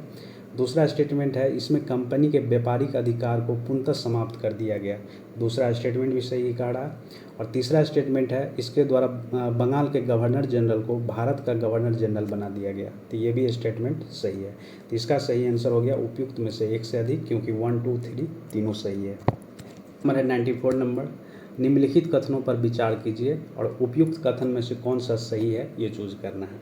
तो पहला स्टेटमेंट दिया हुआ ताना भगत आंदोलन का नेतृत्व गोमधर कुंवर ने किया था, नहीं, पहला स्टेटमेंट बिल्कुल गलत है, क्योंकि इसका आंदोलन ये आंदोलन जो हुआ था ताना भगत आंदोलन, ये छोटा नागपुर क्षेत्र में हुआ था और इस आंदोलन का नेतृत्व करता थे जतरा भगत, बलराम भगत और देवमेनिया भगत, जो कि एक महिला थी। ठीक है, तो ये पहला स्टेटमेंट गलत हो गया। दूसरा स्टेटमेंट है रंपा विद्रोह का नेतृत्व अलूरी सीताराम राजू ने किया गया था, ये बिल्कुल सही, ये आंध्र प्रदेश के क्षेत्र में चला था, तो ये दूसरा स्टेटमेंट सही है। और तीसरा स्टेटमेंट कह रहा है तेभागा आंदोलन 1986 में महत्वपूर्ण कृषक नेता कंपाड़ा सिंह थे, तो ये भी जो है तीसरा स्टेटमेंट बिल्कुल सही है। ठीक है, तेभागा आंदोलन 1946 में बंगाल के किसान आंदोलन के रूप में उभरा था और इस आंदोलन में महत्वपूर्ण कृषक नेता थे कंपाड़ा सिंह। तो ये 2 और 3 सही है और 1 नंबर गलत है, तो इसका सही आंसर हो गया उपयुक्त में से एक से अधिक, क्योंकि 2 और 3 इसका सही स्टेटमेंट दिया हुआ है। क्वेश्चन है 95 नंबर। इस्तमरारी बंदोबस्त किसने लागू की थी? तो ये किया गया था लॉर्ड कॉर्नवालिस के द्वारा 1793। देखिए, जो बंदोबस्त अस्थाई बंदोबस्त प्रणाली था उसी का अलग अलग क्षेत्र में अलग अलग नामों से हम लोग जानते थे। जैसे जैसे यहाँ पे हम लोग बात किए इस्तमरारी बंदोबस्त, इसी का नाम हुआ करता था जागीरदारी, और इसी का नाम हुआ करता था मालगुजारी। और ठीक है, तो अलग अलग क्षेत्र में अलग अलग नाम से हम लोग जानते थे। तो इस व्यवस्था को लागू करने वाले थे लॉर्ड कॉर्नवालिस। नंबर है 96, और इसमें कहा जा रहा है बी.डी. सावरकर के संबंध में निम्नलिखित कथनों पर विचार कीजिए, उपयुक्त में से कौन सा कथन सही है, ये चूज़ करना है। तो देखिए, इसमें हम लोग बात कर लेते हैं। अगर हम लोग बात करें, क्या उन्होंने अभिनव भारत नामक क्रांतिकारी संगठन की स्थापना की थी? बिल्कुल सही, ये उसी के द्वारा किया गया था। तो देखिए, वस्तुतः बी.डी. सावरकर जो तथा गणेश सावरकर दोनों भाई थे, दोनों मिल के मित्र मेला नामक संगठन शुरू किया था। बी.डी. सावरकर ने वर्ष 1904 में मित्र मेला नामक संगठन का नाम चेंज कर दिया, और 1904 में उसका नाम रख दिया गया अभिनव भारत। जो मित्र मेला था वो अब जो है अभिनव भारत के नाम से जाना गया। ठीक है, उसके बाद अगर हम लोग बात करें तो बी.डी. सावरकर ने 28 सितंबर 1906 को मैजनी की जीवनी को पूरा किया। उन्हें भारत का स्वतंत्रता संग्राम 1857 नामक पुस्तक लिखी थी, जो कि 1857 के विद्रोह का एक राष्ट्रवादी दृष्टिकोण जो है प्रदान किया था। तो ये सही है। देखिए, दूसरा स्टेटमेंट भी इसका सही है। भारतीय राष्ट्रवादियों को प्रेरित करने के उद्देश्य से उन्होंने मैजनी की जीवनी लिखी थी। ठीक है, तो दूसरा स्टेटमेंट भी इसका सही हो गया। और तीसरा स्टेटमेंट दिया हुआ है यहाँ पे कि उन्होंने भारत का स्वतंत्रता संग्राम 1857 नामक पुस्तक लिखी, जो कि 1857 के विद्रोह का एक राष्ट्रवादी दृष्टिकोण प्रदान करती है। ठीक है, तो भारत का जो स्वतंत्रता संग्राम है 1857 नामक पुस्तक जो है इसी के द्वारा लिखा गया, बी.डी. सावरकर के द्वारा, और ये सही में एक जो है एक राष्ट्रवादी दृष्टिकोण प्रदान करता है। तो इसका तीनों स्टेटमेंट सही है। तो सही आंसर हो क्या हो गया इसका? डी, उपयुक्त में से एक से अधिक। 97 नंबर, इसमें कहा जा रहा महात्मा गांधी के साथ निम्नलिखित में से किसने बाल गंगाधर तिलक की आरती उठाई थी? तो ये था शौकत अली। और 1 अगस्त 1920 को जो बाल गंगाधर तिलक की मृत्यु हो गई थी। ठीक है, 98 नंबर, किस आंदोलन के कारण भारतीय राष्ट्रीय कांग्रेस का विभाजन हुआ, जिसके परिणाम स्वरूप नरम दल और गरम दल में उद्भव हुआ? तो ये स्वदेशी आंदोलन के टाइम में, और 1907 के सूरत सेशन में ये विभाजन हुआ था। नंबर है 99 नंबर, इसमें कहा जा रहा है निम्नलिखित पर विचार कीजिए, उपयुक्त में से किनकी स्थापना से केशव चंद्र सेन जो है संबंधित नहीं है? तो देखिए, इसमें है एक आप देख रहे हैं कलकत्ता यूनिटेरियन कमेटी, इससे संबंधित नहीं है। इससे संबंधित राजा राम मोहन राय, द्वारकानाथ टैगोर एवं विलियम एडेन के द्वारा ये किया गया था, कलकत्ता यूनिटेरियन कमेटी। ठीक है, उसके बाद अगर दो देख लेते हैं, जैसे इंडियन रिफॉर्म एसोसिएशन, और दूसरा यहाँ पे है टेबरनेकल ऑफ न्यू डिस्पेंसन। ये दोनों जो है ये दोनों की स्थापना से संबंधित है केशव चंद्र सेन। तो सही आंसर इसका हो गया ए, जो कि कलकत्ता यूनिटेरियन कमेटी से संबंधित नहीं है केशव चंद्र सेन। रेड है, इसमें कहा जा रहा है निम्नलिखित में से किस प्रख्यात समाज सुधारक ने ज्ञान योग, कर्म योग तथा राजयोग नामक पुस्तक लिखी थी? तो ये लिखा गया था स्वामी विवेकानंद जी के द्वारा। है 101 नंबर, 1924 का बंगाल का तारकेश्वर आंदोलन निम्न में से किससे विरुद्ध था? तो ये जो है ये विरुद्ध था मंदिरों में भ्रष्टाचार के विरुद्ध था। तो सही आंसर हो गया 101 का ए। 102, इसमें कहा जा रहा है निम्नलिखित में से कौन से 1885 में स्थापित बम्बई प्रेसिडेंसी एसोसिएशन का संस्थापक था? तो देखिए, 1885 ईस्वी में जो फिरोज शाह मेहता, बदरुद्दीन तैयब जी तथा के.टी. तेलंग के प्रयास से बम्बई प्रेसिडेंसी एसोसिएशन की स्थापना की गई थी। इसका मुख्य उद्देश्य था लोगों में राजनीतिक विचारों का प्रसार करना। तो सही आंसर क्या हो गया? उपयुक्त में से एक से अधिक। ठीक है, क्योंकि बदरुद्दीन तैयब जी भी थे, या के.टी. तेलंग भी थे, और फिरोज शाह मेहता भी थे। ये सारे संबंधित है बम्बई प्रेसिडेंसी एसोसिएशन से, जिसका स्थापना किया गया था 1885 में बम्बई में। नेक्स्ट क्वेश्चन है 103 नंबर, निम्नलिखित कथनों पर विचार कीजिए, उपयुक्त कथनों में से कौन सा सही नहीं है ये बताना है।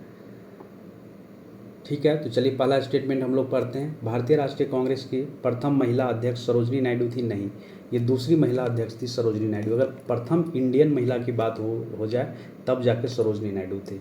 वैसे अगर बात करें तो एनी बेसेंट थी। तो पहला स्टेटमेंट गलत हो गया। दूसरा स्टेटमेंट कह रहा भारतीय राष्ट्रीय कांग्रेस के प्रथम मुस्लिम अध्यक्ष बदरुद्दीन तैयब जी थे। बिल्कुल सही है। ठीक है, कौन से अधिवेशन में ये बने थे? कमेंट बॉक्स में मुझे बताइए। उसके बाद है 3 नंबर, भारतीय राष्ट्रीय कांग्रेस की स्थापना 1885 ईस्वी में A.O. ह्यूम के द्वारा की गई थी। बिल्कुल सही है ये। और बताइए जब पहली बार ये इसका समिट हुआ था या इसका जब मीटिंग हुआ था कहाँ पर आयोजित किया गया था और उस मीटिंग के अध्यक्षता किसके द्वारा किया गया था, ये कमेंट बॉक्स में आपको बताना है। तो 103 का सही आंसर हो गया ये है जो कि सही नहीं है। नंबर है 104, इसमें कहा जा रहा मुस्लिम लीग एवं भारतीय राष्ट्रीय कांग्रेस के बीच राजनीतिक गतिरोध को दूर करने के लिए CR फार्मूला किसने बनाया था। तो CR फार्मूला किसके द्वारा बनाया गया था, तो ये बनाया गया था C. राजगोपालचारी के द्वारा। तो सही आंसर हो गया 104 का बी। CR फार्मूला कब दिया गया था, तो जुलाई 1944 में दिया गया था। 105 नंबर, किसने कहा था कांग्रेस आंदोलन न तो लोगों द्वारा प्रेरित था और न ही उसके द्वारा सोचा या योजनाबद्ध किया गया था। तो ये स्टेटमेंट है लाला लाजपत राय का। ठीक है। क्वेश्चन नंबर है 106 नंबर, इसमें कहा जा रहा हिंदुस्तान सोशलिस्ट रिपब्लिक एसोसिएशन का जो गठन किया गया था वो किसके द्वारा किया गया था। तो ये सितंबर 1928 में चंद्रशेखर आज़ाद के नेतृत्व में दिल्ली के फिरोज शाह कोटला मैदान में किया गया था। ये हिंदुस्तान सोशलिस्ट रिपब्लिक एसोसिएशन की स्थापना किया गया था बेसिकली। तो सही आंसर हो गया ए, चंद्रशेखर आज़ाद। क्वेश्चन नंबर है 107 नंबर, लंदन में इंडिया हाउस के संस्थापक कौन थे। तो फरवरी 1905 में लंदन में श्याम जी कृष्ण वर्मा के द्वारा इंडिया और होम रूल सोसाइटी की स्थापना की गई और इन्होंने ही इंडिया हाउस की स्थापना की थी। तो सही आंसर हो गया सी, श्यामा कृष्ण वर्मा। ठीक है।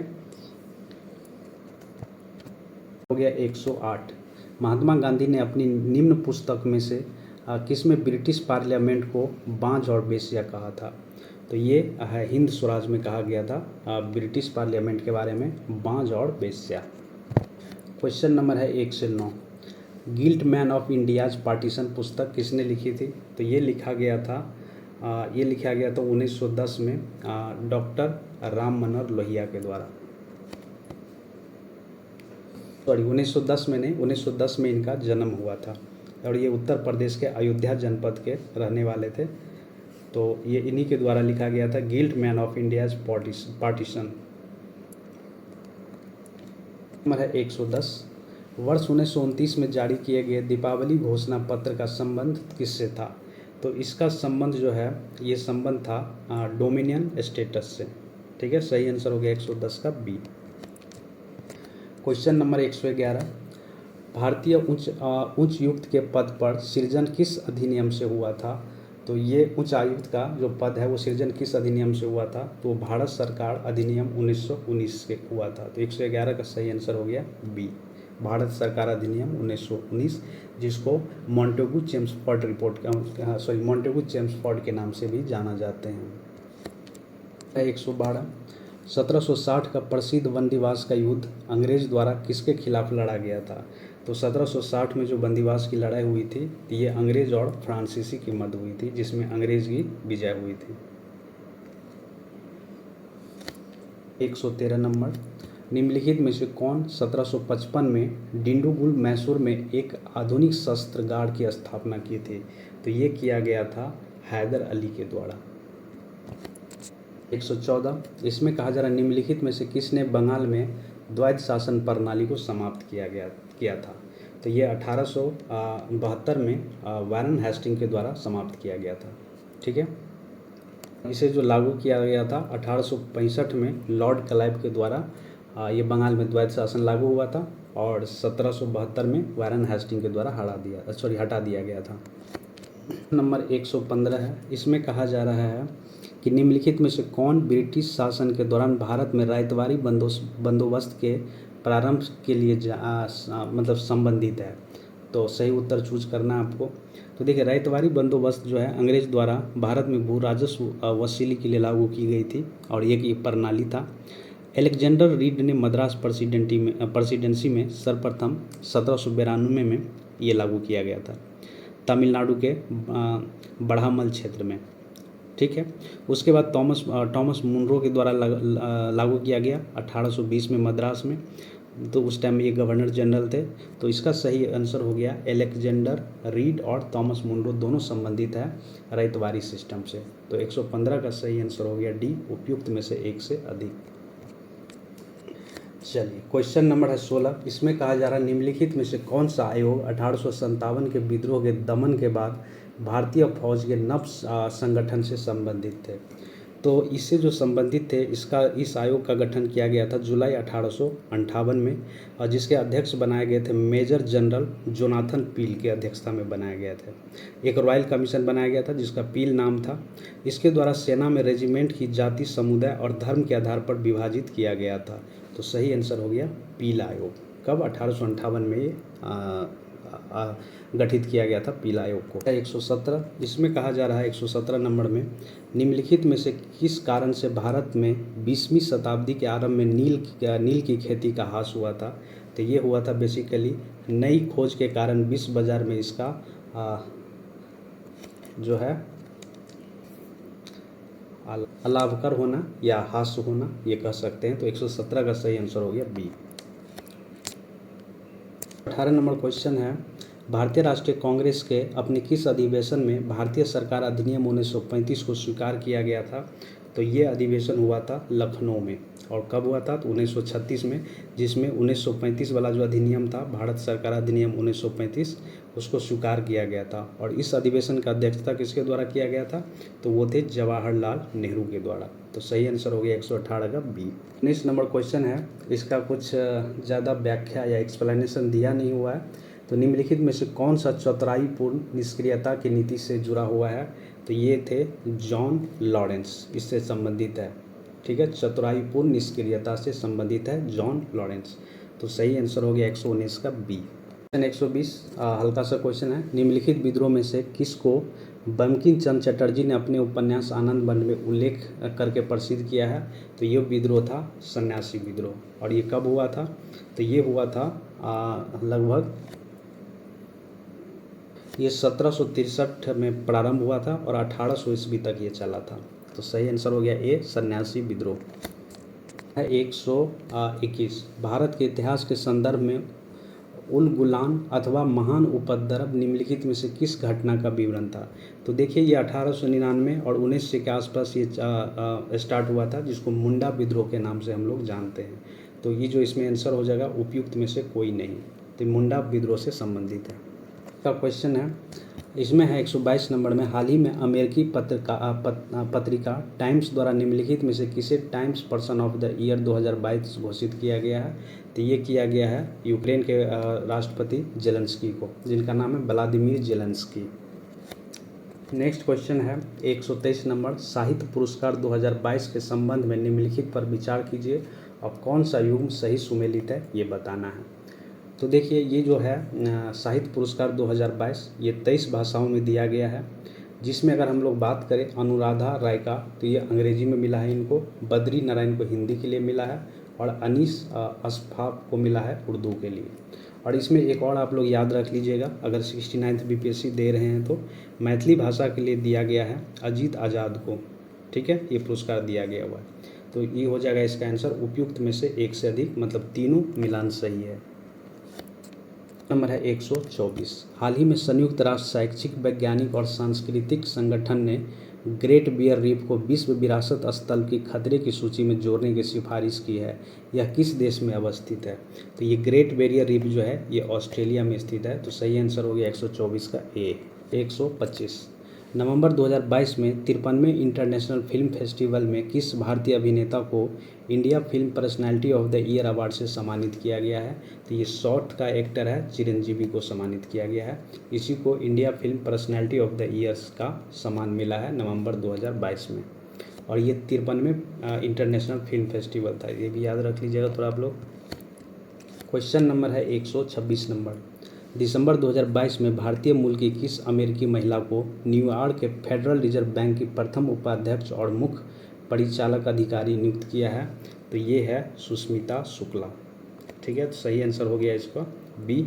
और ये जो हुआ था दिसंबर 2022 में किया गया था इनको। नंबर है 127 नंबर, इसमें कहा जा रहा है नवंबर 2022 में किस अंतरिक्ष तकनीकी स्टार्टअप ने श्रीहरिकोटा स्थित सतीश धावन अंतरिक्ष केंद्र में भारत का पहला निजी लॉन्च पैड और मिशन नियंत्रण केंद्र लॉन्च किया है। तो ये किया गया है इसका नाम है अग्निकुल कॉस्मोस के द्वारा। सही आंसर हो गया 127 का ए। नंबर है 128 नंबर। दिसंबर 2022 में अमेरिकी पत्रिका फोर्ब्स द्वारा जारी किए गए विश्व की 100 सर्वाधिक शक्तिशाली महिलाओं की सूची जारी की है। निम्नलिखित में से किस भारतीय महिला को शामिल किया गया है?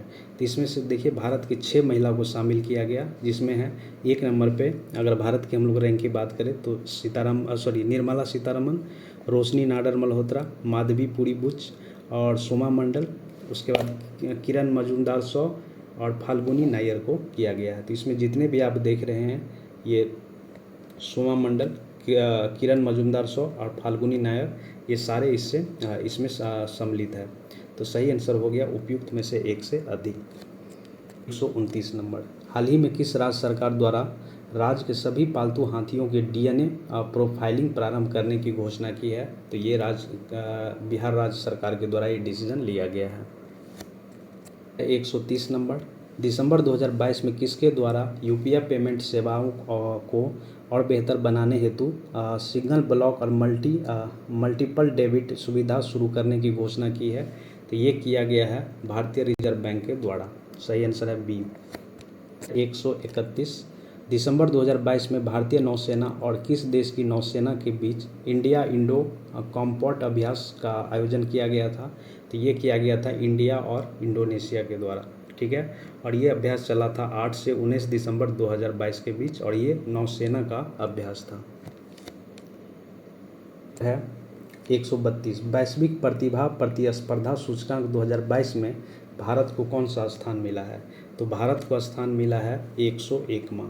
नाम याद रखिएगा, वैश्विक प्रतिभा प्रतिस्पर्धा सूचकांक 2022, इसमें भारत का रैंक है 101वां। ये बिहार से संबंधित करेंट अफेयर है। नवंबर 2022 में केंद्रीय प्रदूषण नियंत्रण बोर्ड द्वारा जारी आंकड़ों के अनुसार सबसे ज़्यादा प्रदूषित शहरों की सूची में बिहार का कौन सा शहर पूरे भारत में शीर्ष पर है? तो ये है बिहार का कटिहार। सही आंसर हो गया सी। 134 नंबर। हाल ही में भारतीय खाद्य सुरक्षा और मानक प्राधिकरण ने निम्नलिखित में से किस हिमालयन पशु को खाद्य पशु के रूप में मंजूरी प्रदान की है? तो ये है हिमालयन याक को किया गया है। तो 134 का हो गया ए, हिमालयन याक। क्वेश्चन नंबर है 135 नंबर। 21 नवंबर 2022 को किस देश ने आर्टिफिशियल इंटेलिजेंस पर ग्लोबल पार्टनरशिप की अध्यक्षता ग्रहण की है? तो ये देश है भारत। 36 नंबर क्वेश्चन का रहा है, नवंबर 2022 को केंद्रीय सड़क परिवहन और राजमार्ग मंत्री नितिन गडकरी ने असम दरभंगा एक्सप्रेसवे की आधारशिला रखी है। यह एक्सप्रेस बिहार के कितने ज़िले से होकर गुजरेगी? तो ये जो है बिहार के 7 ज़िले से होकर गुजरेगी, जिसमें है औरंगाबाद, जहानाबाद, नालंदा, पटना, वैशाली, समस्तीपुर और दरभंगा जिला सम्मिलित है। तो सही आंसर हो गया इसका ए, 7 जिला से। 137, ये भी बिहार से संबंधित है। बिहार के किस जिले में मां सीता की 251 फीट की प्रतिमा का निर्माण किया जा रहा है, जो विश्व में माता सीता की सबसे बड़ी प्रतिमा होगी? तो ये स्थापित किया जा रहा है बिहार के सीतामढ़ी डिस्ट्रिक्ट में। क्वेश्चन नंबर है 138 नंबर। हाल ही में सीमा सड़क संगठन ने निम्नलिखित में से किस राज्य या केंद्रशासित प्रदेश में 1300 फीट की ऊंचाई पर सेला दर्रा सुरंग के निर्माण की घोषणा की है? तो ये निर्माण किया जा रहा है अरुणाचल प्रदेश में। तो सही आंसर हो गया 138 का ए है। 139 नंबर। हाल ही में किन 2 देशों के मध्य वीर गार्जन 2023 नामक युद्ध अभ्यास का आयोजन किया गया? तो ये भारत और जापान के बीच आयोजित किया गया वीर गार्जन युद्ध अभ्यास का भी नाम आप लोग याद रखिएगा। ठीक है, और ये जापान के एयरबेस में ही ये आयोजित किया गया था। नंबर है 140 नंबर। 15-16 नवंबर 2022 के मध्य 17वां G20 शिखर सम्मेलन का आयोजन निम्नलिखित में से कहाँ किया गया था? तो ये आयोजित किया गया था इंडोनेशिया में। ठीक है, इंडोनेशिया के बाली शहर में। क्वेश्चन नंबर है 141 नंबर। 18 दिसंबर 2022 को प्रोजेक्ट 1520 श्रेणी के तहत निर्मित किस युद्धपोत को मुंबई में नौसेना डॉकयार्ड में कमीशन किया गया? तो ये किया गया INS मोरमुगाओ को। तो सही आंसर हो गया 141 का ए। नंबर है 142 नंबर। 16 दिसंबर 2022 को निम्नलिखित में से किस उपग्रह की सहायता से सतही जल एवं महासागर स्थलकृति SWOT अंतरिक्ष उपग्रह लॉन्च किया गया? तो ये स्पेस एक्स फाल्कन 9 रॉकेट के द्वारा ये लॉन्च किया गया। तो इसका सही आंसर हो गया B, SpaceX Falcon 9 rocket. 143 number, 28 दिसंबर 2022 को किस केंद्रीय मंत्री ने स्टे सेफ ऑनलाइन अभियान और G20 digital innovation alliance launch किया है? तो ये किया गया है केंद्रीय मंत्री अश्विनी वैष्णव के द्वारा। तो 143 का सही आंसर हो गया सी।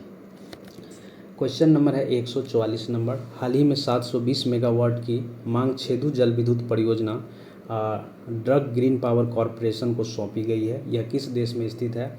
तो देखिए ये है ये भूटान में स्थित है। तो सही आंसर इसका हो गया उपयुक्त में से कोई नहीं, क्योंकि यहाँ जो है भूटान ऑप्शन में नहीं है। क्वेश्चन नंबर है 145 नंबर, दिसंबर 2022 में प्रधानमंत्री के आर्थिक सलाहकार परिषद EAC-PM के चेयरमैन विवेक देबराय ने सामाजिक प्रगति सूचकांक जारी किया है। इस सूचकांक में बिहार का स्कोर कितना है? तो बिहार का स्कोर जो है ये 44.95 रहा है। तो इसमें से ऑप्शन तो है नहीं, तो सही आंसर हो गया उपयुक्त में से कोई नहीं। 146 नंबर, हाल ही में साहित्य अकादमी पुरस्कार 2022 की घोषणा की है। इस वर्ष किसे डोगरी भाषा के लिए यह पुरस्कार दिया गया है? तो डोगरी भाषा के लिए यह पुरस्कार मिला है बीना गुप्ता को। क्वेश्चन है 147 नंबर, इसमें कहा जा रहा है नवंबर 2022 में स्विट्जरलैंड पर्यटन ने किस भारतीय ओलंपिक स्वर्ण पदक विजेता को अपना मैत्री दूत नियुक्त किया है? तो ये किया गया है नीरज चोपड़ा को, जो कि ऑप्शन में नहीं है। नीरज चोपड़ा को किया गया है, ऑप्शन में नहीं, तो इसका क्या हो जाएगा आंसर? उपयुक्त में से कोई नहीं। 148 नंबर, नवंबर 2022 में भारतीय अंतर्राष्ट्रीय फिल्म महोत्सव के 53वें संस्करण का आयोजन कहाँ किया गया? तो इसका आयोजन किया गया था गोवा में। सही आंसर हो गया 148 का बी। क्वेश्चन नंबर है 149, 11 नवंबर 2022 को प्रधानमंत्री नरेंद्र मोदी ने श्रीनाथ प्रभु केम्पोडा की 108 फीट ऊंची कांस्य प्रतिमा का अनावरण कहाँ किया? तो ये किया गया था कर्नाटक के बेंगलुरु में। क्वेश्चन नंबर है 150, इसमें कहा जा रहा है 23 दिसंबर 2022 को सितविनी राबुका को किस देश का नया प्रधानमंत्री चुना गया है? तो ये फिजी देश का प्रधानमंत्री चुना गया है। फिजी का राजधानी है सूबा। तो चलिए इसी के साथ मेरा आज का सेशन यहीं ख़त्म होता है। वीडियो लास्ट तक देखने के लिए आप लोग का बहुत बहुत धन्यवाद। अगर वीडियो अच्छा लगा तो लाइक कर दीजिए, शेयर कीजिए, और जो लोग नया देख रहे हैं वीडियो को प्लीज़ सब्सक्राइब कर लीजिए। मिलते हैं अगले सेशन में एक नए टेस्ट सीरीज़ के साथ। धन्यवाद।